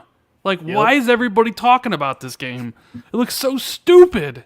And, you know, whatever. I tried it myself, and for the first, hour, maybe a couple runs, I was like, this is bad game. This is bad. Like, this has to be... People are just liking this game as a meme or something. But then you get that first kind of, like, good run, and everything kind of goes well, and you're like, I understand now. And then it was a game that I essentially put, like, 30 hours into and got all the unlocks and all the achievements in it and did the DLC. And it's one of my favorite games of 2023. A game that when I first saw it, was like... Who would play this? It's like, you know what I mean? I don't know. So, out of all the games that I played this year, which I didn't really play that much.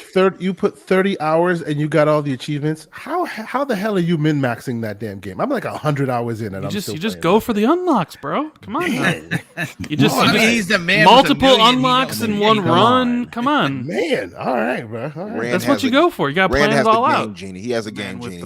Rand, how quickly did it take you to beat Elden Ring? It was fast, right? Yeah, it was. I think I had 66 There's your hours. answer. Took me 220. And so there you go. I am 279 hours in, and I can't beat that last boss. He is a real mother, father, sister. Took me brother. 2 months. yeah, I had a lot of people jump on my tweet when I see. Here's what I do on Twitter most of the time. I'll send out a tweet and then I'll mute it, and then I'll go back to it sometimes to see some of the replies and reply to them. But sometimes I know when I'm putting out a spicy tweet, shall we say, which I don't normally do because I don't really use Twitter that much. I knew when I put out the tweet saying that I beat Elden Ring that fast that I was going to get people being like, no, you didn't, you cheated, you used That's guides, impossible. blah. And I'm like, I mean, I used guys at the end to kind of like clean up the achievements I was missing, but you know, I don't know, Elden Ring for me, I mean, I guess Elden Ring is a big surprise too, because I'm not a big fan of Dark Souls, right? I love Sekiro, almost because I love Sekiro because it's not Dark Souls, right? It's an action game. And I enjoyed Bloodborne, but I played Dark Souls 1 and I didn't like it. So I was always looking into Elden Ring like, I don't know, it looks like Dark Souls open world, right? And I was like, whatever. And then like I just couldn't stop playing that game. I think it might have been the open world structure of being like, okay, I'm stuck here, I'm going to go here. But then I just found a build and I just wrecked everything. And I was just having so much fun. Like the world design, the level design. Like it is an impeccable game. Like the way that game is just built. Right? And I'm so happy it won Game of the Year because it deserved it. Yep. 100%. God. Yeah. So those are big surprises. Vampire Survivors and Elden Ring. I guess I'll also mention maybe Plague's Tale Requiem. I thought was a marked improvement over the first game. And that ending, ending was definitely surprising. Mm-hmm. So that's for sure. As for disappointments, I mean, Redfall and Starfield getting delayed. I mean, what else could you say? I mean, like, everybody was super happy about 2022. All the Xbox fans were like, man, we just came off of Xbox 2021, Metacritic Publisher of the Year, Psychonauts 2, Flight Sim, Forza Horizon 5, Halo Infinite, right? Everybody was so excited about the future of Xbox. People were saying, this is it. This is the new Xbox. This is Phil Spencer's Xbox, right? And then, like, what happened? Oh, man, it didn't really seem like there was any post-launch content for Halo Infinite. And then, like, people started dropping off of Halo. And you're like, okay, well, you know, this year's going to be good. We got Starfield, Todd Howard's, you know, their newest, biggest IP, new IP in 25 years. And Redfall from Arcane, and Arcane's never missed. And then we got that fateful tweet in May. And where they didn't just delay one game. They delayed 2 games at one time. 2 games at once. I don't know if it's ever been done before. And we just sat there shell-shocked. Because then we were like, wait a minute. What else? You have anything else coming this year? Because people thought Forza Motorsport was going to be this year, and then it wasn't. And it was like, oh, well, okay, so you got Grounded and Pentiment and As Dusk Falls, but people were like, trying to come up with scenarios where there was like a hidden first party game that was going to come out or what have you. And it was just, nope, this is all there is. So yeah, the biggest disappointment was Xbox totally screwing up 2022 and then essentially turning a lot of fans who were excited and believing in Xbox's plan to now being like doubters. Because now everybody's like looking at 2023 and most people are like, I don't believe you. I don't believe you that Starfield's coming out before June. I don't believe you. Nobody believes that Xbox has it in them to meet their promises, especially after, you know, not going to the Game Awards, right? So you have a bunch of people being like, I don't trust Xbox anymore, simply because of how they, you know, ended 2022. Yep. So, that's definitely got to be the biggest disappointment. I mean, I don't really think I played that many disappointing games. Actually I did. Saints Row was an immense disappointment. Yeah. I'm a huge Saints Row fan. I played that game for 5 hours. Couldn't do it. That was it. I was just the characters were very forgettable, Rand. In the original Saints Row, every character meant something to the conversation. And these seemed like a bunch of kids that work at Starbucks. It was very forgettable. Yeah. yeah, it was just I don't know. I just couldn't do it. So I would say that's probably my biggest disappointment. I haven't played Callisto yet, so I mean, I hear that people are like either you like it or you don't like it. It grabs you, but it's not Dead Space. Yeah. And the what you'll find frustrating. I don't know if they fixed it because I haven't been back. I'm at the last boss. I'm literally one boss fight from beating it, and the checkpoint system is so awful that it ruined the game for me. Damn. Like, literally ruined the game for me. They put you right in front of the boss, and the weapon switching is just egregious. I'll say that. Yeah. And even though I haven't played it, and he's not here, Mr. Conspiracy Theory, I say one of the biggest disappointments, Sonic Frontiers. Just so Everborn can listen to this later and hear me say that. So let's see, surprises and disappointments. What else we got?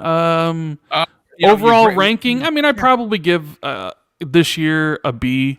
Okay, that seems to be the consensus. Yeah. I mean, there's a lot of games I just didn't really play that much. I think it's the year I played the least in basically 25 years. There wasn't very much I was super interested in for most of the year. But next year looks to turn it up to 11. I mean, from Atomic Heart to Hogwarts Legacy to Star Wars Survivor to Resident Evil 4 to Street Fighter and Diablo 4 to Redfall and Starfield to Suicide Squad to like all the games that were I'm even forgetting the name right now, but Ken Levine's game, like BioShock in space. BioShock kind of. Judas, right? Judas. Judas. That's supposed to be 2023. Doubtful, because I bet you a bunch of these games get delayed to 2024. But 2023 definitely seems to have a lot more games that I'm super interested in playing. And then let's see. Expectations for 2023. I think this is going to be the year where you start to see the effects of the pandemic come to a close, or at least come to an end. There's a ton of games releasing, and I think a lot of these were impacted by the pandemic quite a bit. So I think you'll start seeing that. You'll start seeing a lot more next-gen only games release. It might be a bit before we really see developers really take advantage of the hardware, because I think a lot of these games might have started as cross-gen stuff.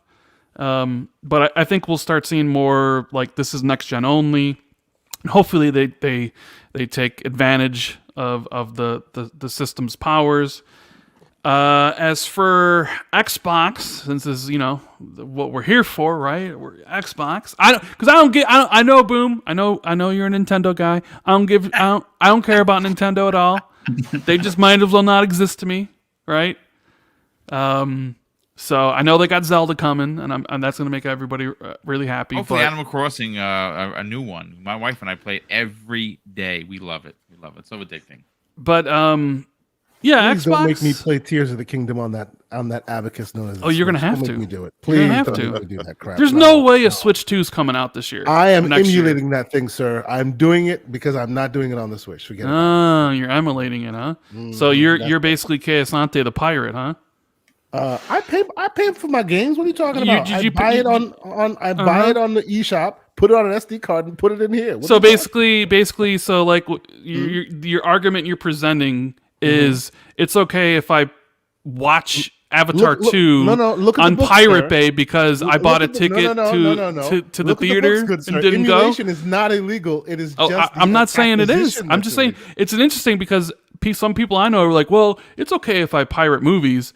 I'll just buy a ticket to go see Avatar 2 for $12, but not actually go and then watch it on one of the streaming things. What I do is I go to the eShop, I get my game, I strip out the encryption, and then I convert it to an open source that I can then play on my console. Is Nintendo legally allow that, sir? Of course not. But they have no right. They have no right to say anything. It is open source. It is allowed by all. That's all you need to know. Yes. That's how much he loves the Switch. That's how much Asante loves the Switch, is he doesn't want to play on it at all. I love the Nintendo games, but that abacus is bushes. I'm sorry. So Xbox is okay. I haven't. I tuned in when you guys were slandering Deathloop. Oh boy. So are most people excited for Xbox of 2023? Hopeful, at least. Absolutely. Is anybody like hopeful. really like, like this is? Nah, Hassan, I'm excited. Yeah, I'm not the one that slandered anything with Deathloop. Good. Just, I actually just so you appreciate know. Deathloop as well. But I do expect I know a lot of people don't like it. Yeah. I do expect a lot coming out of 2023. And really, I don't expect anything. I'm hopeful. Because, you know, when you expect something, you always get disappointed. And if I'm just hopeful that they will get the machine rolling and we will start seeing games just start popping out little by little. And I don't want them. I expect them to make me hopeful. Yeah.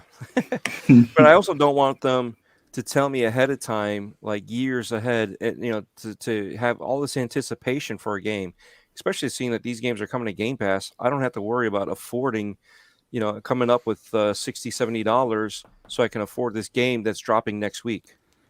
You know what I mean? Yeah. So that does help a lot. You know, I'm very hopeful for Xbox next year. I mean, I don't know if it's going to be like the be all end all year people want it to be, because it's Xbox and they always screw up somehow sometimes. You know, sometimes they take a step forward and they take 2 steps backwards. Defeat from the jaws of victory. I guess it really depends. I think the year really depends on where Starfield's positioned. Because when I think about 2023 for Xbox, in my mind, like the best case scenario is Redfall in May, which pretty sure it's in May. Yeah, I'm pretty sure it got delayed. Internally. Well, I mean, did it really get delayed because it didn't have a public release date? But Right, I'm pretty sure it's May. And I would like to believe Starfield's like June.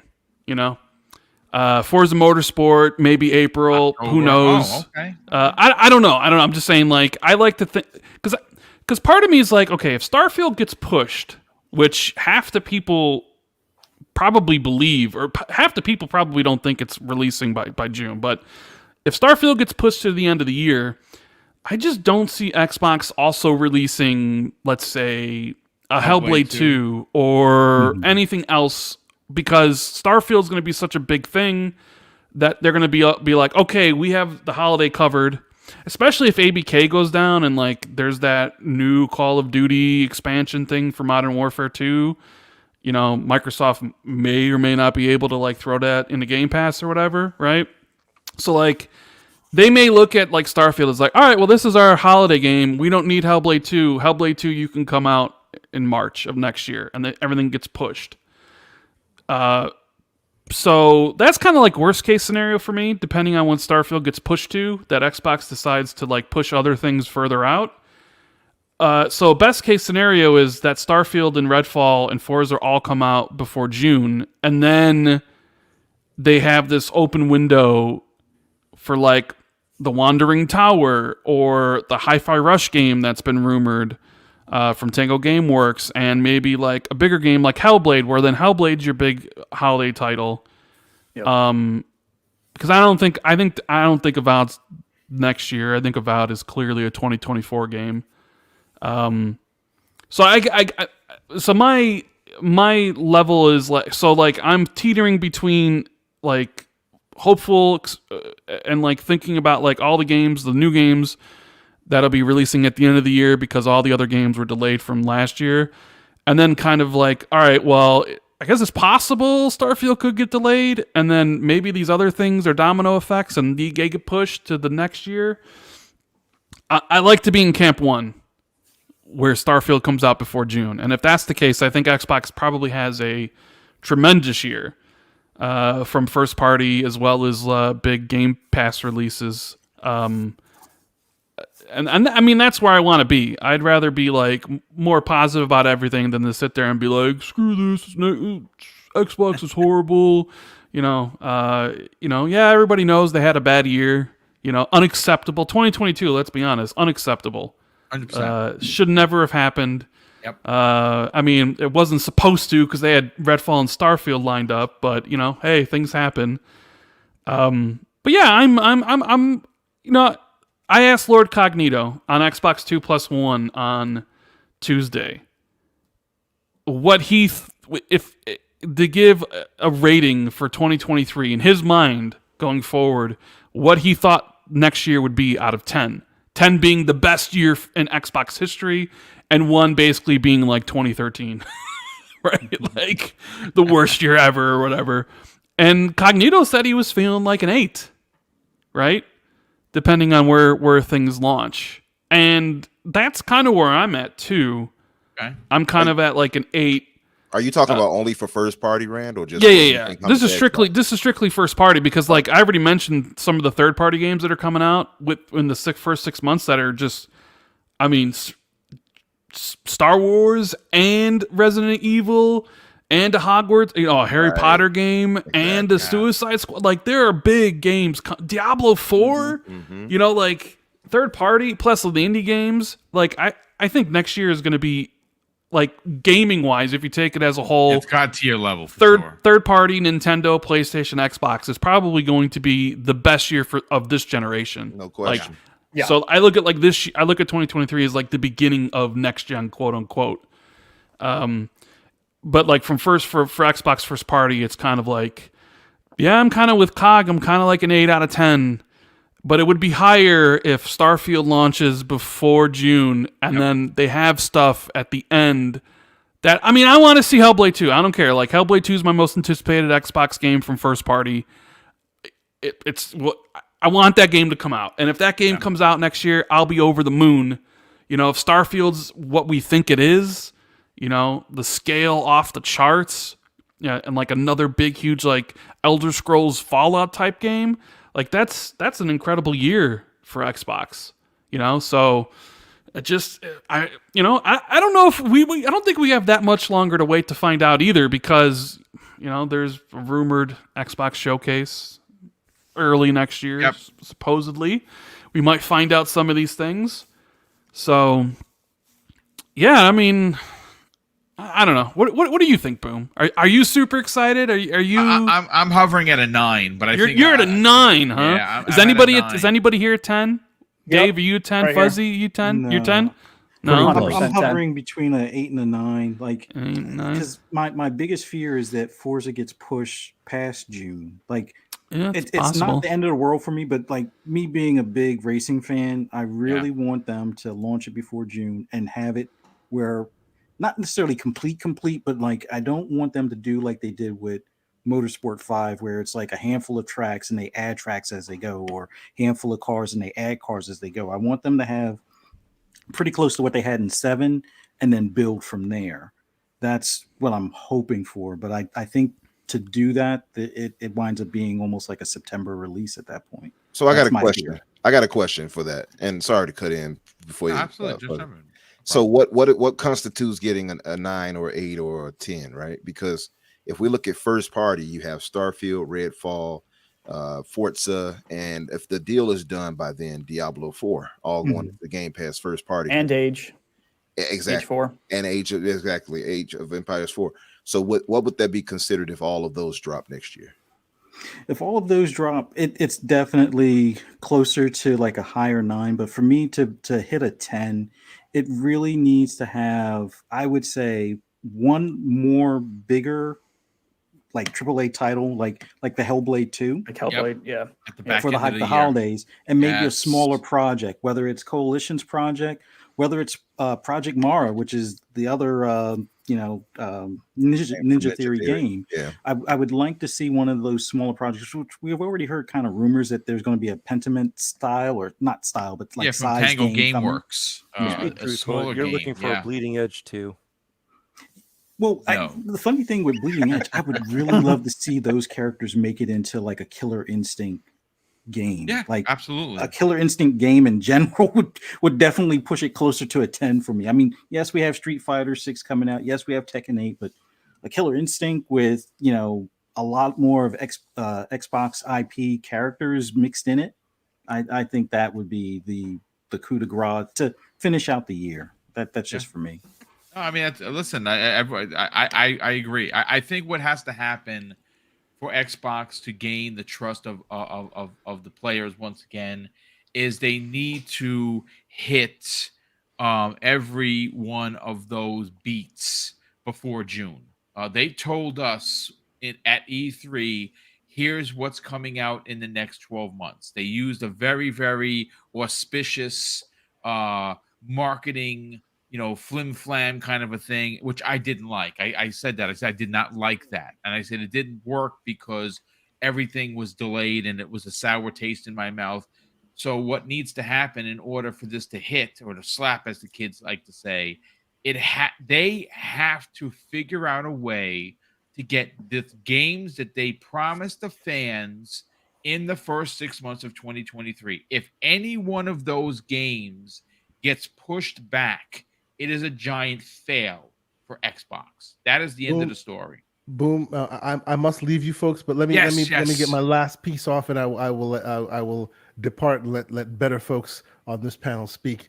I will say I agree with you, but all I will say about that, honestly, is if they allow that to I want them, and this might be an unpopular opinion. I actually want them to come back to E3 and again say, here's 6 more months. In addition to, hey, here's some more farther out stuff, but I want there to still be a block, a predominant block that's like here's 6 more months after the last 6 months. I don't want them to break the cycle. Why?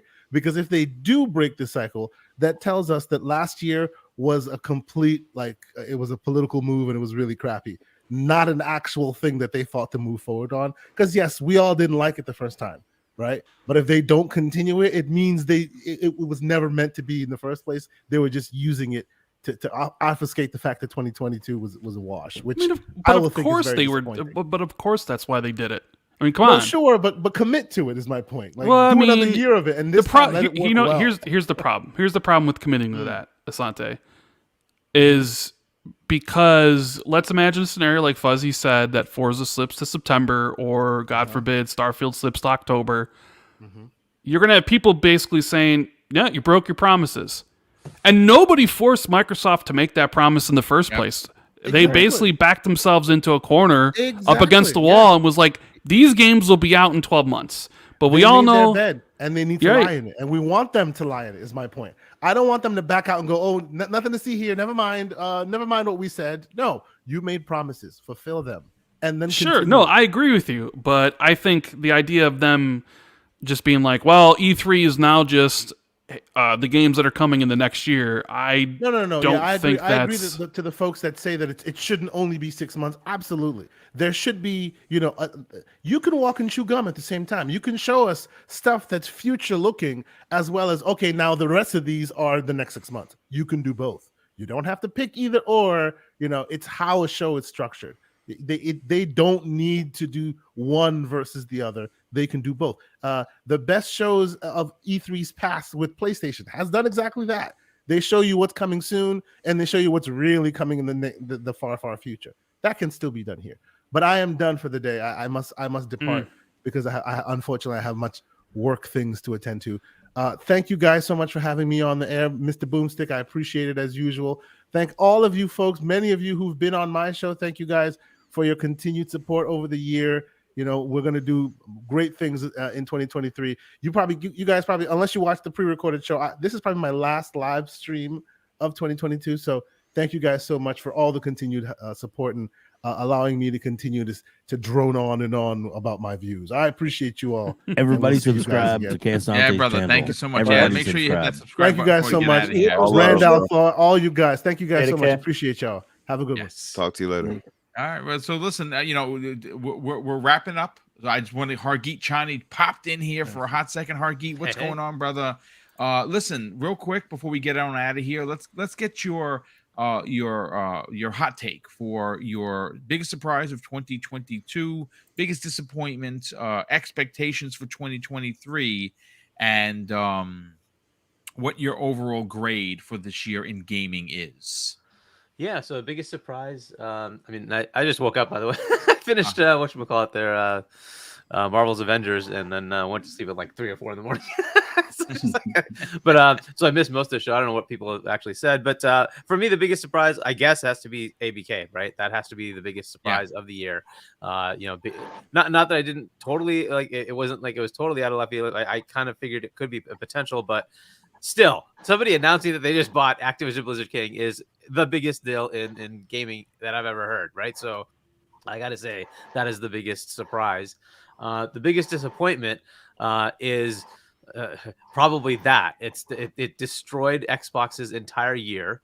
They had delayed games, which sucked even more, but it basically shut down not only like Microsoft, but equivalently, I haven't heard shit from Sony either.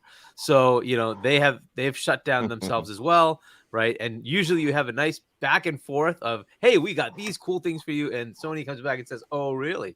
Here's like 10 mic drops. Sorry, we got these things, right? Haven't heard a thing, right? So I think that has been like one of the biggest disappointments is that back and forth is just gone. There's just nothing this year. On top of that, we had a bazillion game delays. So most of the games you were expecting this year didn't come. So it has been a disappointing year as far as like game releases, which just makes next year that much more interesting because everything that wasn't that didn't come out this year is coming out next year, along with the stuff that was supposed to come out next year. So the expectations for next year are just insane, right? So you have a whole bunch, and like it's across the board. Nintendo was supposed to release Zelda, that's coming next year, right? You're getting like that's a big marquee game, right? That is coming for Nintendo. They don't even need anything else. They're probably going to still have other great games coming, but they have that. And then you have Microsoft with all the delayed games that are supposedly coming next year, and all the games that were even third party and some second party stuff along with their first party. So it's going to be a pretty big year for them. And Sony, I'm sure, has a whole bunch of stuff like lined up to come out. And, we know a couple of things, but that's just, I know Sony has way more in the arsenal and they just haven't shown us yet. So I'm waiting to see what they, drop. Like, here are the 20 things that are coming. So I'm sure 2023 will be fantastic. My rating for 2022, I'd give it like a 6. There were still some good games, but overall, like, it just didn't feel like the normal, like the fall just felt like there was nothing big except for God of War. And that that's really it, right? I don't. Is that like a C right there? It's like C+ right there, Hargeet? Yeah, I'd give it like a 6 would be a D, right? But so something in the D to C range. Generally there are more marquee titles coming in the fall. And it just hasn't really been that. I mean, it's been a off year. A lot of things got delayed. So I would say this is a pretty low year for games. However, on the flip side, just because we have Game Pass, there still were enough awesome games that came out that it was still a great year. Elden Ring started the year, and we got God of War ending the year with 2 pretty good games.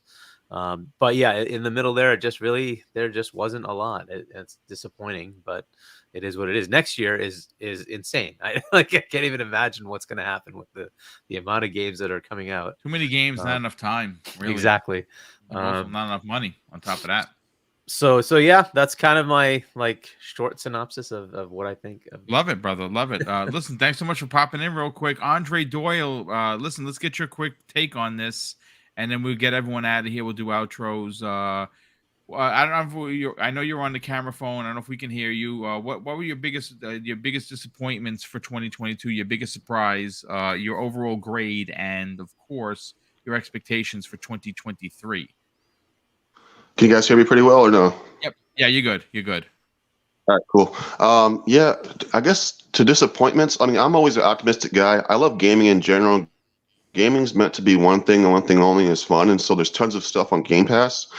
I don't really think I have too many disappointments outside of I really wanted to play Hellblade 2 Senua's Saga, but I know that game is beasting out probably end of next year, probably it sounds like. I have to say that was probably my biggest disappointment is not having, like everybody else, those first party games that we wanted, we really wanted to play, this past year and whatnot. But I feel like they filled enough in the void of we had the Game Pass games, smaller games, things like that.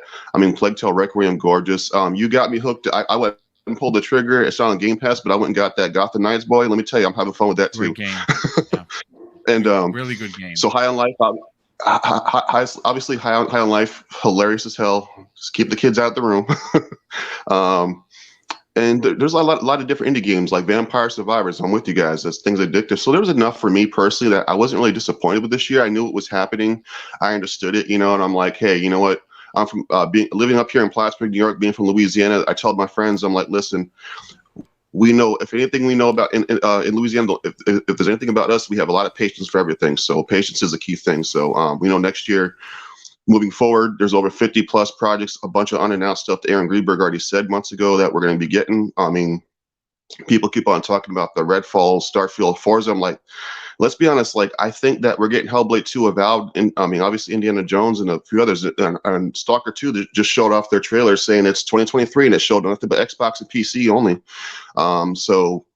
I'm excited for that next year, you know, for all that stuff. Those are sort of most anticipated game, I guess, for next year. What I'm looking forward is definitely Hellblade 2, because that game is just, I'm sorry, I say it a lot, but I'm like, it makes God of War Ragnarok look like a Saturday morning cartoon. No fanboy stuff right here, but it's true. That game looks phenomenal, and it's showing you what the Xbox Series X can do over any other platform out there, you know? So I'm excited for that. Outside of, I mean, I'm excited for everything, but yeah, I mean, like it's been a weird year, but let's be honest. Like, and if I had to rate this year for Xbox, you know, I would be with Hargeet when he said, you know, like a 6 out of 10, because obviously, you know, we didn't get the first party games. But I'd have to say right now, like for me personally, I'd have to say like I'd give it. I'm gonna give it personally. I'm gonna give it an 8 because they tried. I understood what was going on with the ABK deal and stuff like that, and we just saw that Chile approved the deal as well, and Japan's rumored to say next, whatever, that they're gonna approve it. So, you know, we know what's going on, you know, but I mean, I'm having fun with games. You know, I love gaming in general. Like Game Pass, the great thing about it, like I hear you guys talk about on the show all the time, the greatest thing about Game Pass is a game for everybody there, no matter what size, scale, or whatever, you know, scope it is. It's like, if I don't want to play this game, I can install it, uninstall it whenever I want. I don't pay anything besides, you know, a subscription fee and whatnot. There's games out there I want to play, but now with Game Pass is like, I never really used to be in the indies, but now I'm playing a lot more indie games, and I feel like indie games outside of blockbusters have the true, like showing you like a lot of cool next gen mechanics that the big blockbusters aren't using yet. You know what I mean? And let's be real, the Xbox Velocity architecture hasn't even really been tapped in yet. You know, we're going to start seeing that in the games next year. You know, the Series X is a beast that, you know, they haven't really shown anything with potential next gen yet, and we're going to see that next year. So I'm excited for next year and 2024, what's to come. I mean, we know that we got stuff coming. And yeah, I'm just having fun. You know, I'm having a great time playing games. But my highlights of this past year, I have to say, would be between Plague Tale Requiem and High on Life, you know, and Vampire Survivors. I mean, those 3 games are just, you know, they're great, gorgeous, and obviously Vampire Survivors very addicting. And yeah, I mean, like I said, I'm a bit disappointed that we didn't get all the big first party, you know, AAA, quadruple A type solid games, but they're coming next year, and I'm patient. Like I said, we're right on the corner for next year. I mean, who knows? Maybe Microsoft. I mean, like at their event next month, they just start dropping like, you know, trailer after trailer saying, "Hey, here's a release date for this, this, and this, and this, and this. Get ready." You know, 8, 9 games from first party will be coming. So, and I mean, there's a lot of shock and awe. Microsoft's the only one that knows what they're doing. You know, what I mean, we don't work for Microsoft. I tell people like, only they know what they're doing. And they know it's coming. So I'm excited for what's coming. So that's true.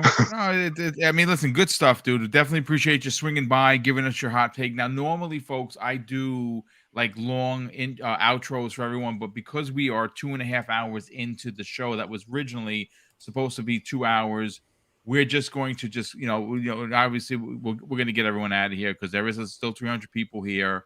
Again, this was meant to be only a 2-hour show. We wanted to go an extra half an hour because we got extra people in here.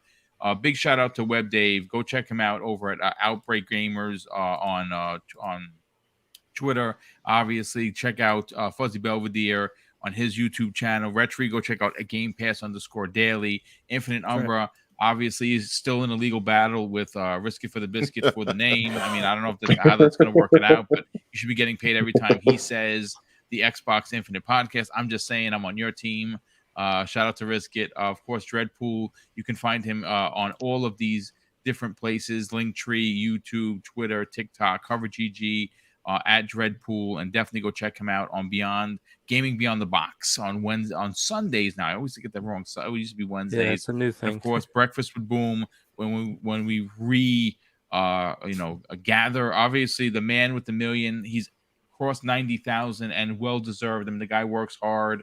And him and Jez just deliver every time that they do a show.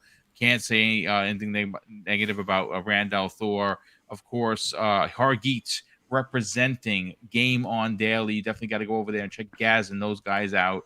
I mean, they do great work over there, and they're almost at 13,000 subs. And again, another podcast that did it the right way of doing things. And of course, AndreDoyle, definitely go check him out. He keeps me informed on Twitter, on DMs, with all of the gaming happenings. And listen, I want to wish everybody, Mrs. Boomstick and I want to wish everybody, a happy and safe New Year.